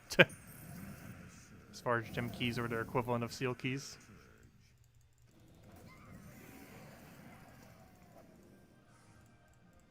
Yeah, going into next Mythic, we'll probably have a reserve of almost 1,500 gems keys.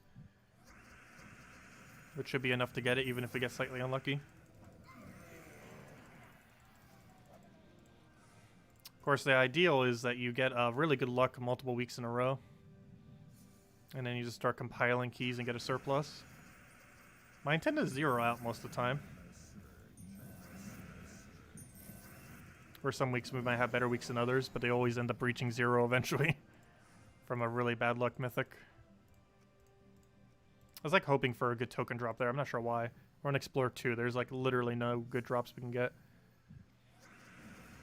Wonder when the first weekend raid will occur. Oh yeah, we haven't had a weekend raid yet, have we? I'm not sure on the exact date on that. Actually, I might. Hold up, give me a second. I might actually know when the next or the first raid is. Give me a second. One moment. I might actually know.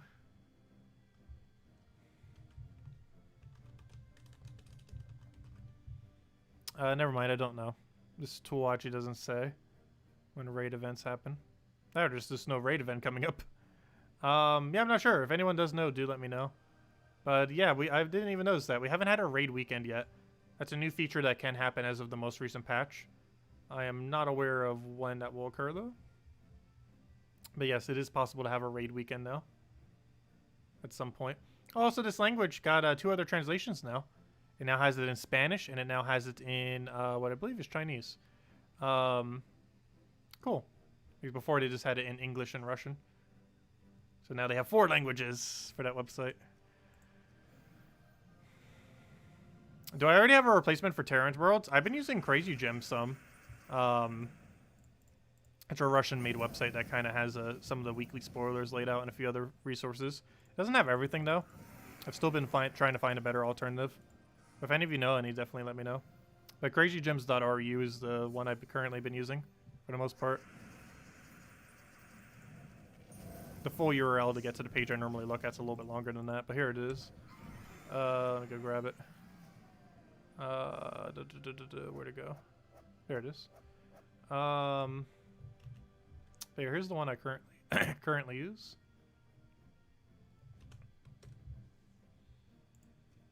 Has a nice little visual layout of it.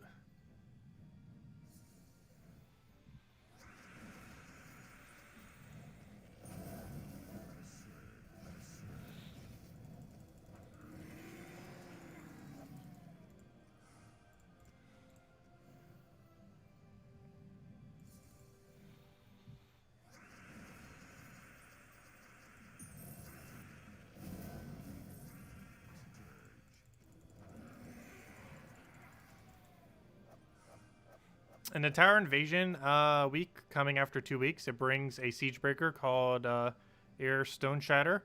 But the Tower Invasion event is using Iron Bark. Wait, what?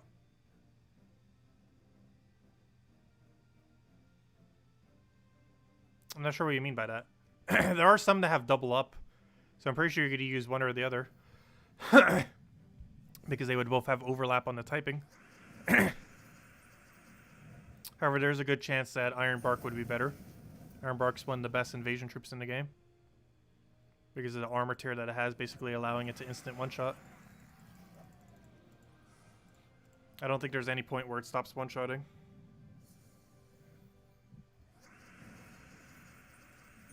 But no, there's been instances where we've had 2 before. I'm not sure why they do that, but it happens. I think we've had 1 or 3 instances of it. There's such a useless category of troops, though. Particularly the invasion ones, because at least the raid ones, there's some instances where boss appear. But outside of invasions, there's no towers anywhere. Not even Tower of Doom has any towers in it. Well, I guess because you're literally within a tower. But that's kind of weird. Because all the troops that we end up getting through invasions have no purpose outside of invasions. Whereas raid troops theoretically have some purposes outside of it. You can kill Zugoff, any future raid troop, boss troops that ever become hero player owned. And it can also be used in dungeons. It also has overlap in some World Lore events. Because World Lore events occasionally have bosses. However, they have never had towers in them yet. But who knows, maybe they will eventually. Finally give us a reason to go use them. Outside of the game mode. One can hope. Give them some purpose. Who knows, maybe we'll eventually get player-owned towers. Be kind of cool if we eventually get the towers from invasions as usable troops. None of them are too particularly overpowered. However, one of them does have a repeat trait, which would be the first one in the entire game. One of them shares Gorgulfa's final trait. That one brown-blue troop, I forget its name. But the one brown-blue troop in towers has, in invasions, has the same final trait as Gorgulfa. Which currently nothing has repeat traits in the entire game. As far as player-owned troops. As far as the final unique trait. It'd be the first instance of it if it was to be added like that. That or they would have to tweak it to like 70% reduction or something. With its own unique trait.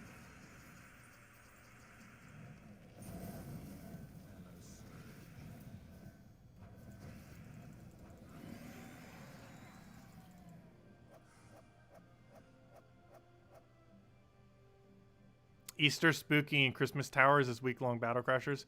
Yeah, we do have some festive towers. We'll be seeing Spooky towers again around 2 months from now. At some point. Just give a little bit more variety to the invasion event when they happen around those holidays. Not really much, but it's a little bit of a variation.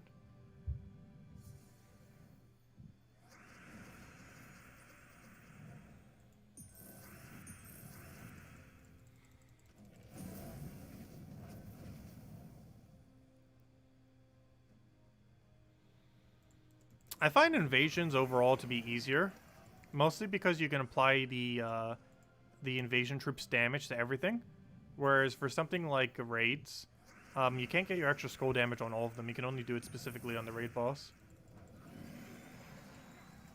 You're also on a bit of a timer, and if they get a lot of really quick mana accumulation, they can kind of kill you out with Zugoff. Whereas with towers, you can kind of buff yourself up to the point where they can't really touch you.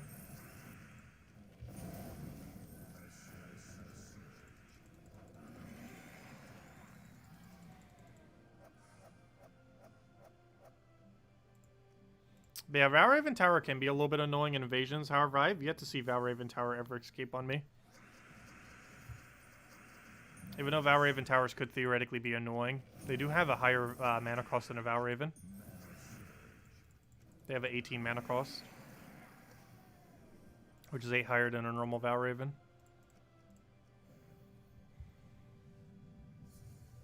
Which makes it so they almost never escape. I have yet to see one escape. I don't even think I've seen one try to cast. I forget what its ability even is, other than having escape chance. I think it's just the normal buff that they all have, plus escape chance or something. Maybe one other small effect.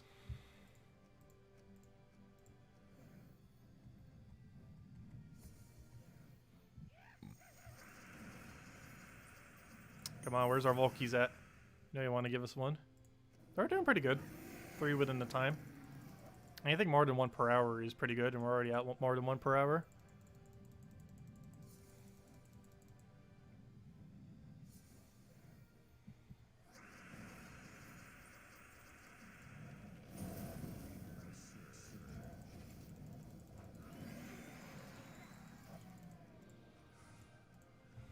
Gosh, I had breakfast this morning and I'm already hungry. Let's see. All I had was eggs, though. I tend to like having eggs. I used to have chickens, so I'm kind of used to having a lot of eggs. I gotta, like, live off of, like, salads and eggs. Actually, half my diet pretty much is that, if not more. Salad and eggs.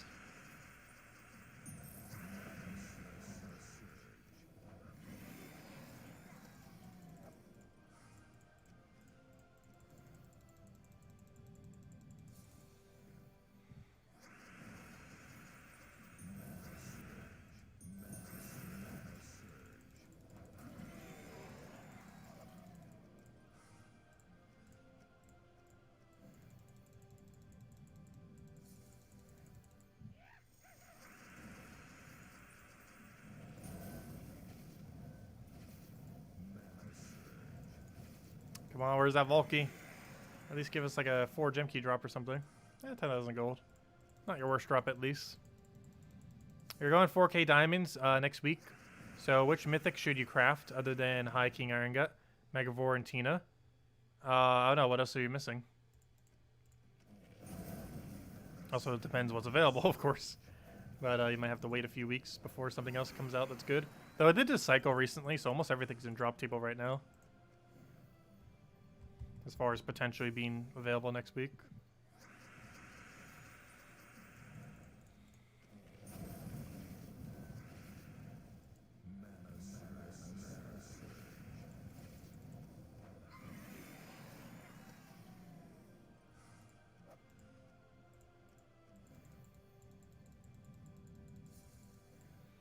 Yeah, the new invasion troop is a Fae, which also means you can use the other Fae of that one that has armor tier into instant kill.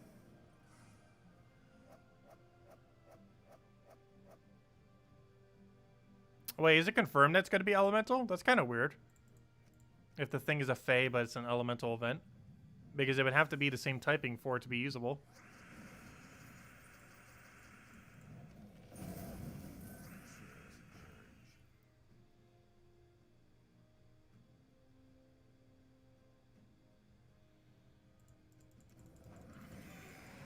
When is the next Merlantis raids? We have yet to see a single raid event repeat, so I have no clue. You'd most likely have to wait for a Merlantis event and then throw event keys for it.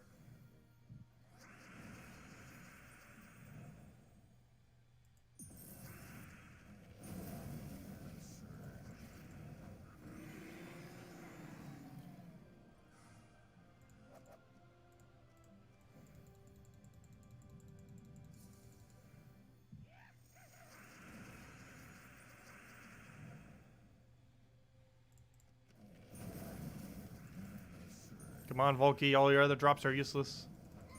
You know you want to. Nope. Just useless drops.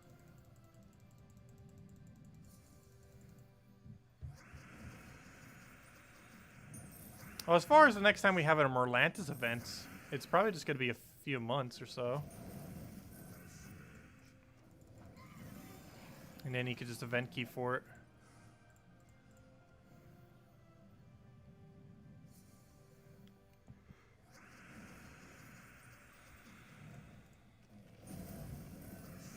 That'll probably be the closest instance that will allow you to get it easily. Also, one thing to keep an eye out for, though it's not the most efficient way of doing it. Those summoning stones, since all the troops are epics, they can appear on summoning stones.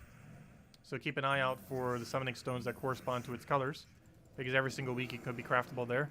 And every summoning stone you open is a 1 in 8 chance that you will get the troop. For how costly it is, I wish it was just a guaranteed chance to get whichever 1 in 8 you wanted. People would actually get them then. Like right now, no one basically ever touches them, unless you're forced to for the new campaigns, which is pretty much the first instance a lot of people are probably even bothering with them at all.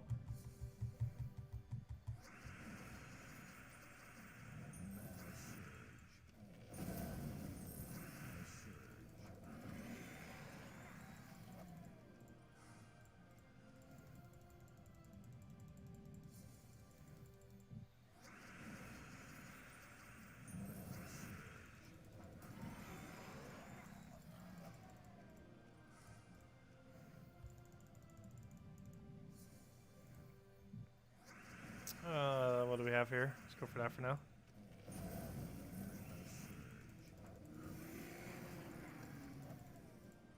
Come on, I want to get at least 1 or 2 more Volkies this stream.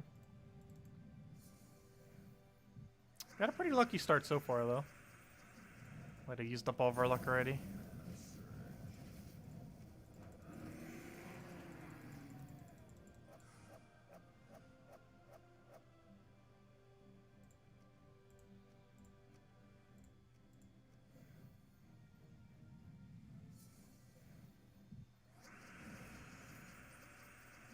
Well, you'd most likely only want to use event keys during a week that you actually want the drop table. So it really just depends. But yeah, we could theoretically see forward as far as what the events are just by going into the campaign. You can actually tell based on the border background. So for example, we can see that this week we have Silverglade. Where is it? Over here. We have Silverglade. And then next week we have Forest of Thorns. And then we have Glacial Peaks. Then we have Shentang, then Karkaroff, then Blade Lands, then Droxum. I mean, not Droxum, whatever the bottom left one, Cinemirage, and then Linus or Skea. But yeah, a lot of these, yeah, it's definitely Urskea, that last one. But yeah, a lot of these drop tables aren't that good for event keys. Forest of Thorns has a couple okay drops. If nothing else, you can get Forest. You can get Rowan upgraded a bit to Mythic. But a lot of drops there are not the great. Oh, actually, wait, isn't Wild Queen there? Wait, where's Wild Queen? No, Wild Queen's from not far. It would seem like she should be. She's not from there though. She's from Pansvale, if I'm not mistaken. Yeah, it's Pansvale. What's the other one then? Oh, it was that one rooting troop. That's like that weird bleed and tangle effect. That one dead content troop. I was like trying to think, what was the other mythic that was there? But it was the, what was that one tangle root thing? Whatever his name is. Bloodroot? I think it's called like Bloodroot or something. Where on Earth as far as the Thorns? There it is. But, where'd it go? Where's Bloodroot? Wasn't he from here? Where is he? Am I going crazy? Is he not from here? There's Yasmin's here, of course. But the drop table is not the greatest for the most part. Oh, there he is. No, he isn't. Wait, where is, was he not from here? I could have sworn he was. What's his name? I thought it was... I might be thinking of a different troop.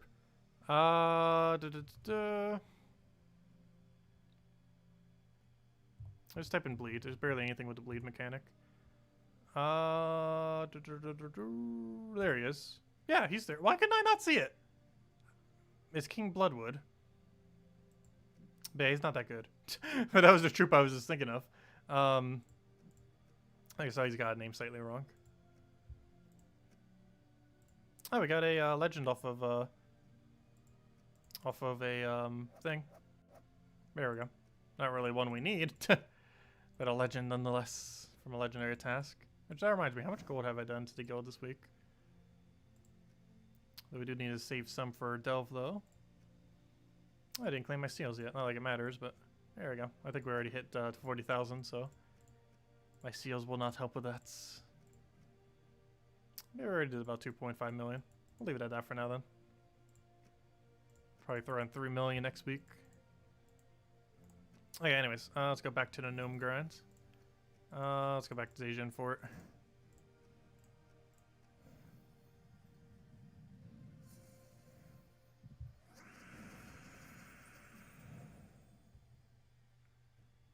I'm not reading the screen. I was looking for its thing and assumed it used red, which I think was the main reason why I couldn't find it.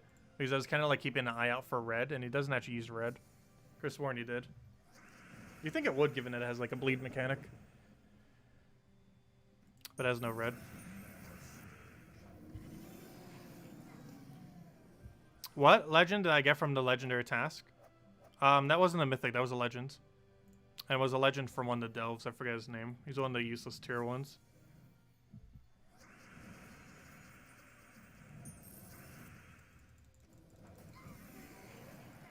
But no, that wasn't a mythic.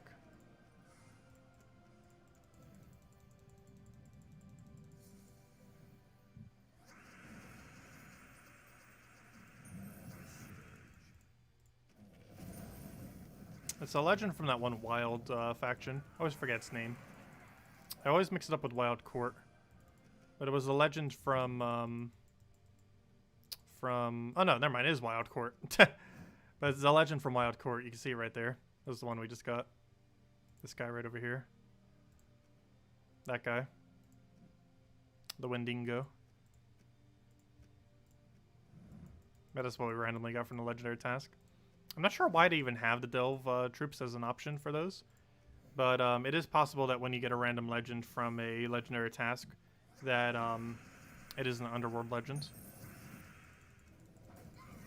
Which is bad because Underworld legends are worth so much less than a normal legend as far as their difficulty of obtaining.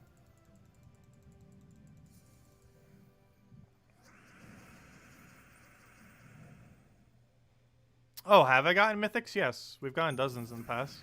Not sure on the exact count. Also not sure what our most recent one was. Yes, we've gotten at least like 30 plus mythics over the course of multiple years. But yes, there's a chance to get mythics on them.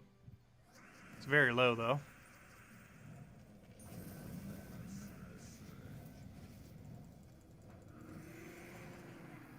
Is Dawnbringer still worth crafting? It's used very situationally. It's used in Arena as the best weapon, which is somewhat relevant because apparently we can get it as an objective now for the campaign. And help save time with that.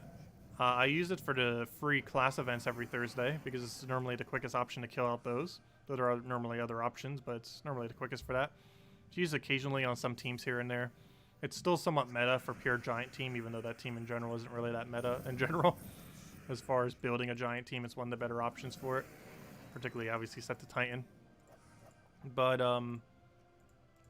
it's a bit of a weird weapon. In the sense that, it's super situational as far as where you would use it. But it still has the benefit of having 4 times barrier. And also the highest single cast full AoE weapon of any hero weapon. That doesn't mean it has the best damage output of any hero weapon. It's quite far from it. As far as this like initial AoE poke. As far as how much mana it accumulates. Like the range of it. Because it's a lot easier to fill than an 18 mana cost Doom weapon. Since it covers 3 different colors. Even though it has a 2 higher mana cost, it's theoretically a lower mana cost.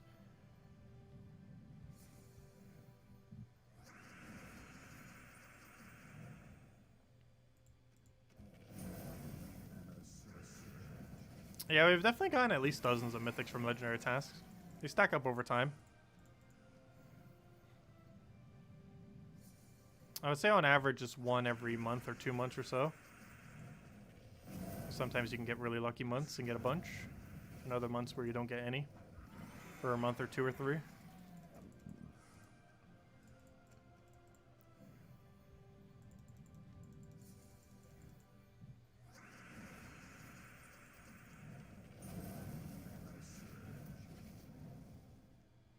What's the best way to open the chests for doing what? As far as getting a mythic? Well, as far as the keys that you tend to have a lot of, seal keys, if you have it at 40,000, have all the guardian troops max in the game, theoretically has the best rate of giving you a mythic as far as easily accessible keys. So if you really want to, those can be used first. I generally open up gem keys first and go to glory, then go to seals. The main reason I do this is in case they ever add more stuff to the seal key drop table.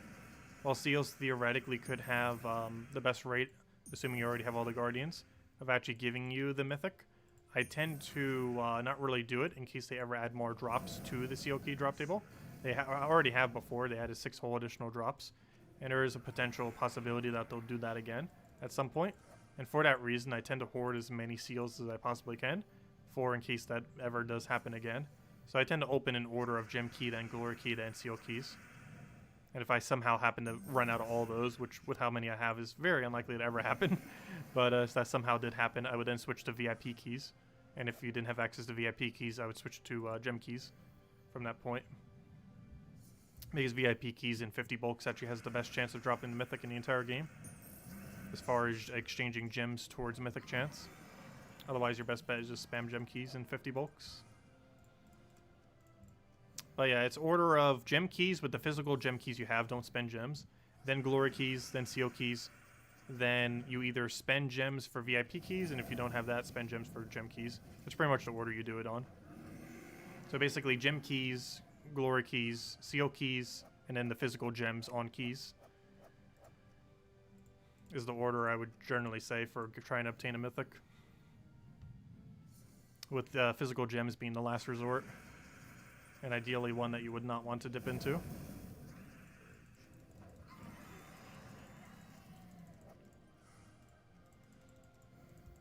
There's obviously a lot of things in the game use gems.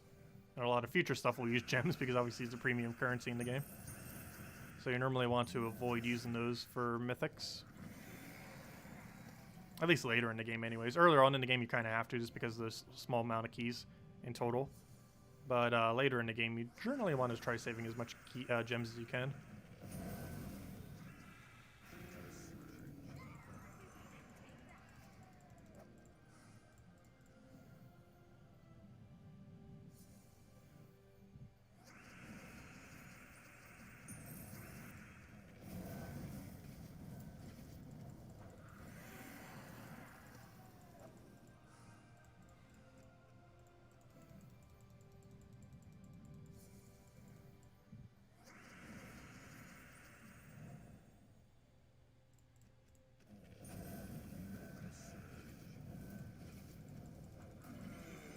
Yeah, there's a lot of ways to get mythics later in the game. Just because once you get into a really big guild, you will tend to get mythics almost every single month based on just a sheer amount of keys that your guild does through legendary tasks and normal tasks. You then have chances off of legendary tasks to also get mythics. And then also during guild-related events, you normally have some amount of requirements that you would need to do for various events. And buying up those tiers with gems for those requirements can occasionally drop you a random mythic, which I've also gotten dozens of mythics off from that as well. Like, for example, the World Lore event has a chance to give a mythic. The mythic that would specifically could have dropped were Champion of Guard and Champion of Anu. The chance is exceedingly rare. However, there is still technically a chance that it would have dropped, specifically off of where's the shop thingy? Where it says eligible troops, like 2 eligible troops, 4 eligible troops, 6 eligible troops. The mythics that could have theoretically dropped off of it were the following. I believe it's just those 2, but let me double check. You kind of do it based on base rarity, wherever that is. But yeah, while it's exceedingly rare that it would have happened, you theoretically had a chance to get Champion of Anu, Champion of Guard, or Champion, Guard's Avatar from those drops. Exceedingly rare that any of those would have happened, but technically possible. And when you throw a small amount of these down every single week to do whatever the weekly event is, you do eventually get mythics from them, even if you're only buying to like tier 3, tier 4 or so. These do eventually drop it. What these exact drop table is, we don't know because this question mark doesn't actually bring it up. But we assume it's about what a gem key is or so. Might be a little bit less than that. But yeah, it is technically possible. You wouldn't want to go out of your way to go throw a bunch of gems to try to do it, obviously. But sometimes you just randomly find one on the weekly thing. Do I have a video on legendary tasks? I do, but it's pretty dated, and I'm not sure if we have updated values for its current drop rate. Because it used to drop gems and everything too. And the last time I covered a video on it, it said gems was a drop, which is no longer a drop for it, because they tweaked it a while back. I'm not sure if anyone has really publicly data mined and posted it somewhere, what the drop table has been like after that point.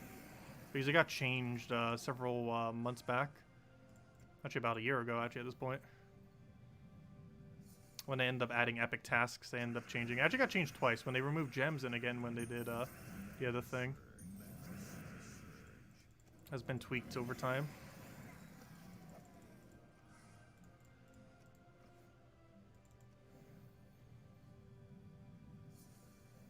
You got Ward Breaker off the last class event. Nice. The Oracle class event.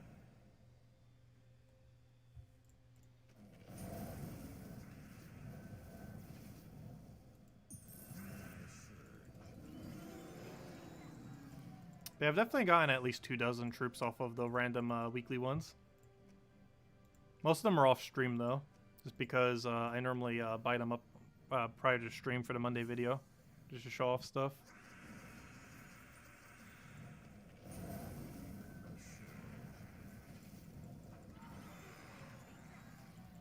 You have 5k diamonds. Which newer mythic would you suggest you get? You already got Iron Gut, Infernus, Possessed King, etc. Wild Queen, if that's not part of the etc. Wild Queen is really good for Guild Wars.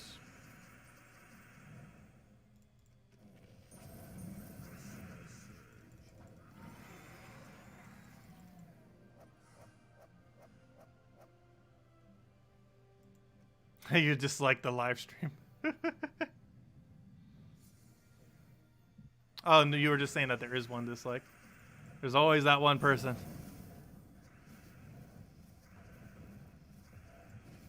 Any thoughts on doing a new Mythic tier list anytime soon? Oh yeah, we could. That was one thing I kind of meant to do after 5.0 when they rebalance a bunch of stuff and then they never rebalance a bunch of stuff.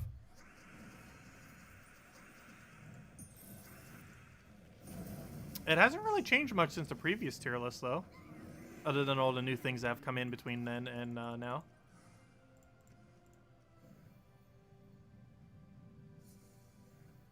Also, I believe we covered the previous one about a year prior to now. So it would kind of work out. Because I believe around this time last year we covered the first one.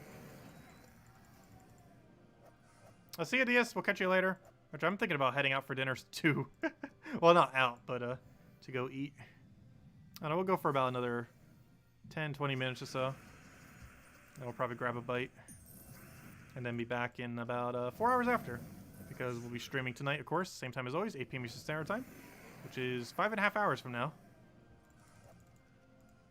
Maybe I'll probably go through several more sets and then call it a wrap. So if anyone has any questions, let me know. Go over them all. Mythic related, Gems of War related, anything related.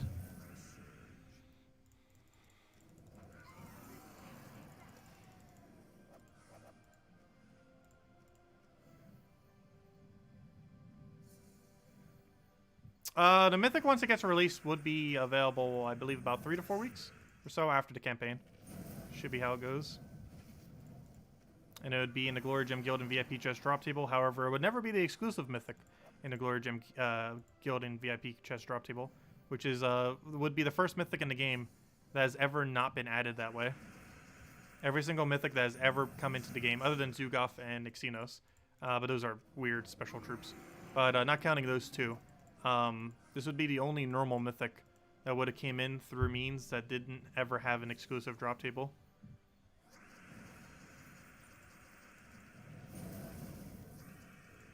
Meaning that you basically have to either get insanely ultra lucky on it, wait until you can event key for it, or most realistically, get it with 4,000 diamonds. If you don't end up getting it through, or you know, if you're playing free to play and you're not getting it through the campaign. Or if you did buy the pass and didn't finish it, because of course you do need to do the entirety of the campaign. Alright, that's pretty easy to do and straightforward, but still want to make sure you get it done. Because the biggest loot, and the only really insanely important loot, is the very final thing with the Mythic.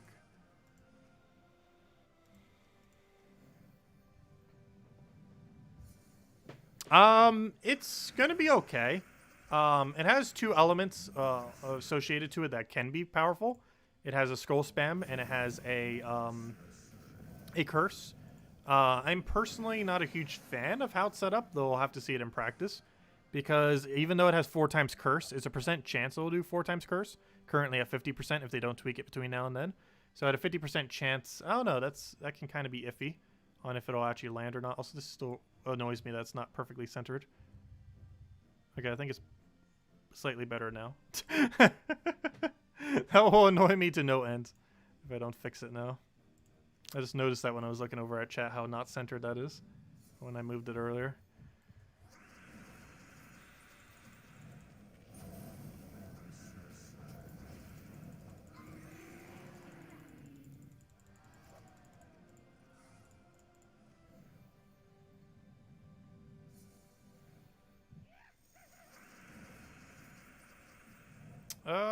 What do we grab here? Take that for now. And then we can just kill it out and be good to go. What PvP defend team do you set when farming casual PvP for class XP? It doesn't really matter too much. What is your general strategy for attaining and keeping a low PvP rank? Just don't do PvP. That's like the easiest way of doing it. Just don't touch PvP. Is the easiest way to maintain a low rank for it. Obviously, you can't do that during Guild War weeks. However, on every other week that isn't a Guild War week, the easiest way to keep your PvP rank low is just to never touch PvP. Because as long as you do casual PvP and not ranked PvP, your rating will never go up.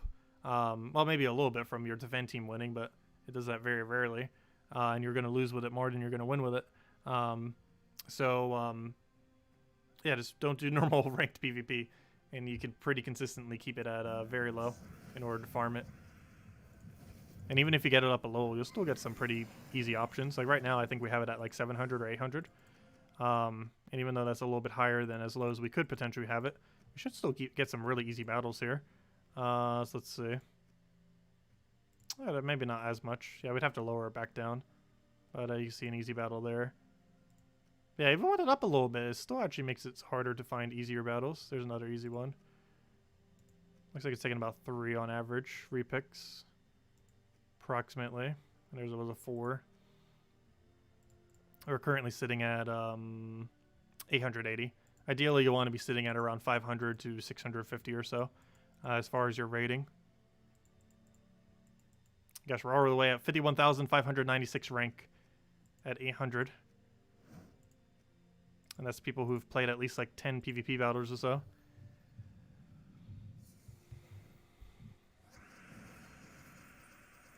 That's still a pretty hefty player base. Let's see, how many concurrent does Steam have right now? Oh, we're past peak hours though. Peak hours was like an hour ago. Let's see, where's Streamlabs? I mean, not Streamlabs. Where's Steam charts?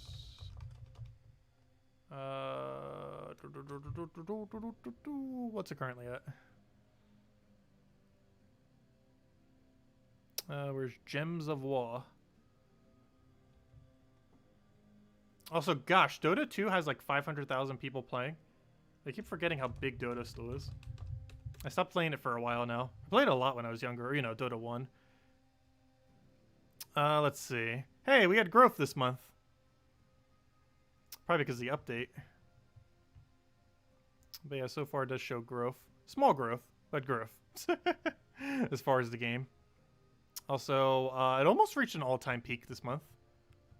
We actually reached all-time peak in May, probably because of coronavirus, for the most part. But yeah, it's 1,997 concurrent, 2,093 for the 24-hour peak, 2,719 for the peak during the last month, and 2,770 all-time peak. I find it kind of amazing how low the all-time peak is, despite the fact that the average players is so close to the all-time peak.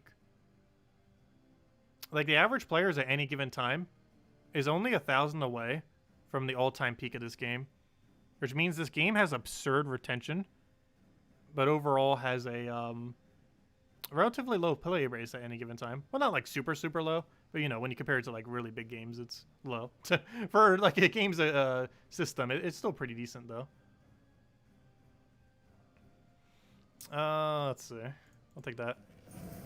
But I do find it amazing how consistent it actually stays up. I can't really think of many other games that have that small of a gap between its highest amount of players ever and its normal concurrent amount. Because that's a really small difference for a game.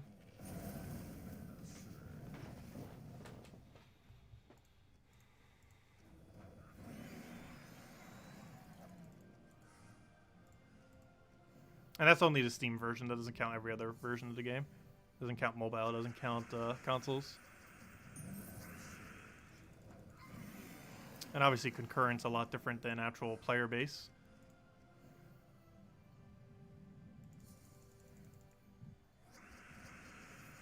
Basic concurrent, just how many players are playing at a given time. And obviously every single person who plays the game isn't playing automatically every single second. What do you consider better generator for Goblin Rocket and Queen Titania? For them? Or in place of them?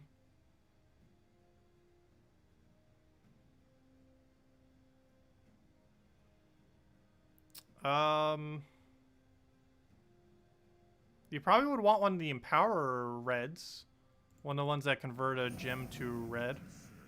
Either that one green, purple one that does to blue, or whatever one you'd want to do for it. And then to synergize it with Sunspear Hero class for the Perpetual Red Storm. Oh, sorry, what was your comment? Oh, my patience for videos? Oh, thank you. Unless there was a different comment. I think that was the one you're referring to. Unless you had a question. What PvP? I already answered that one. Hello, Rod. What do you consider better generator for? Oh, wait, I already answered that one as well. Never mind. Repeating both of them.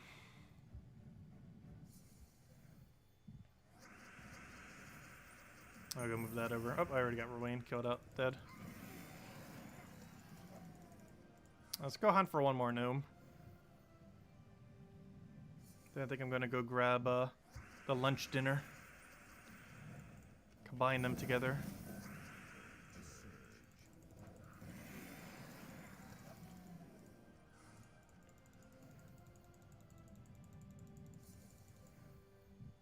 And I will be back in like 4.5 hours from now.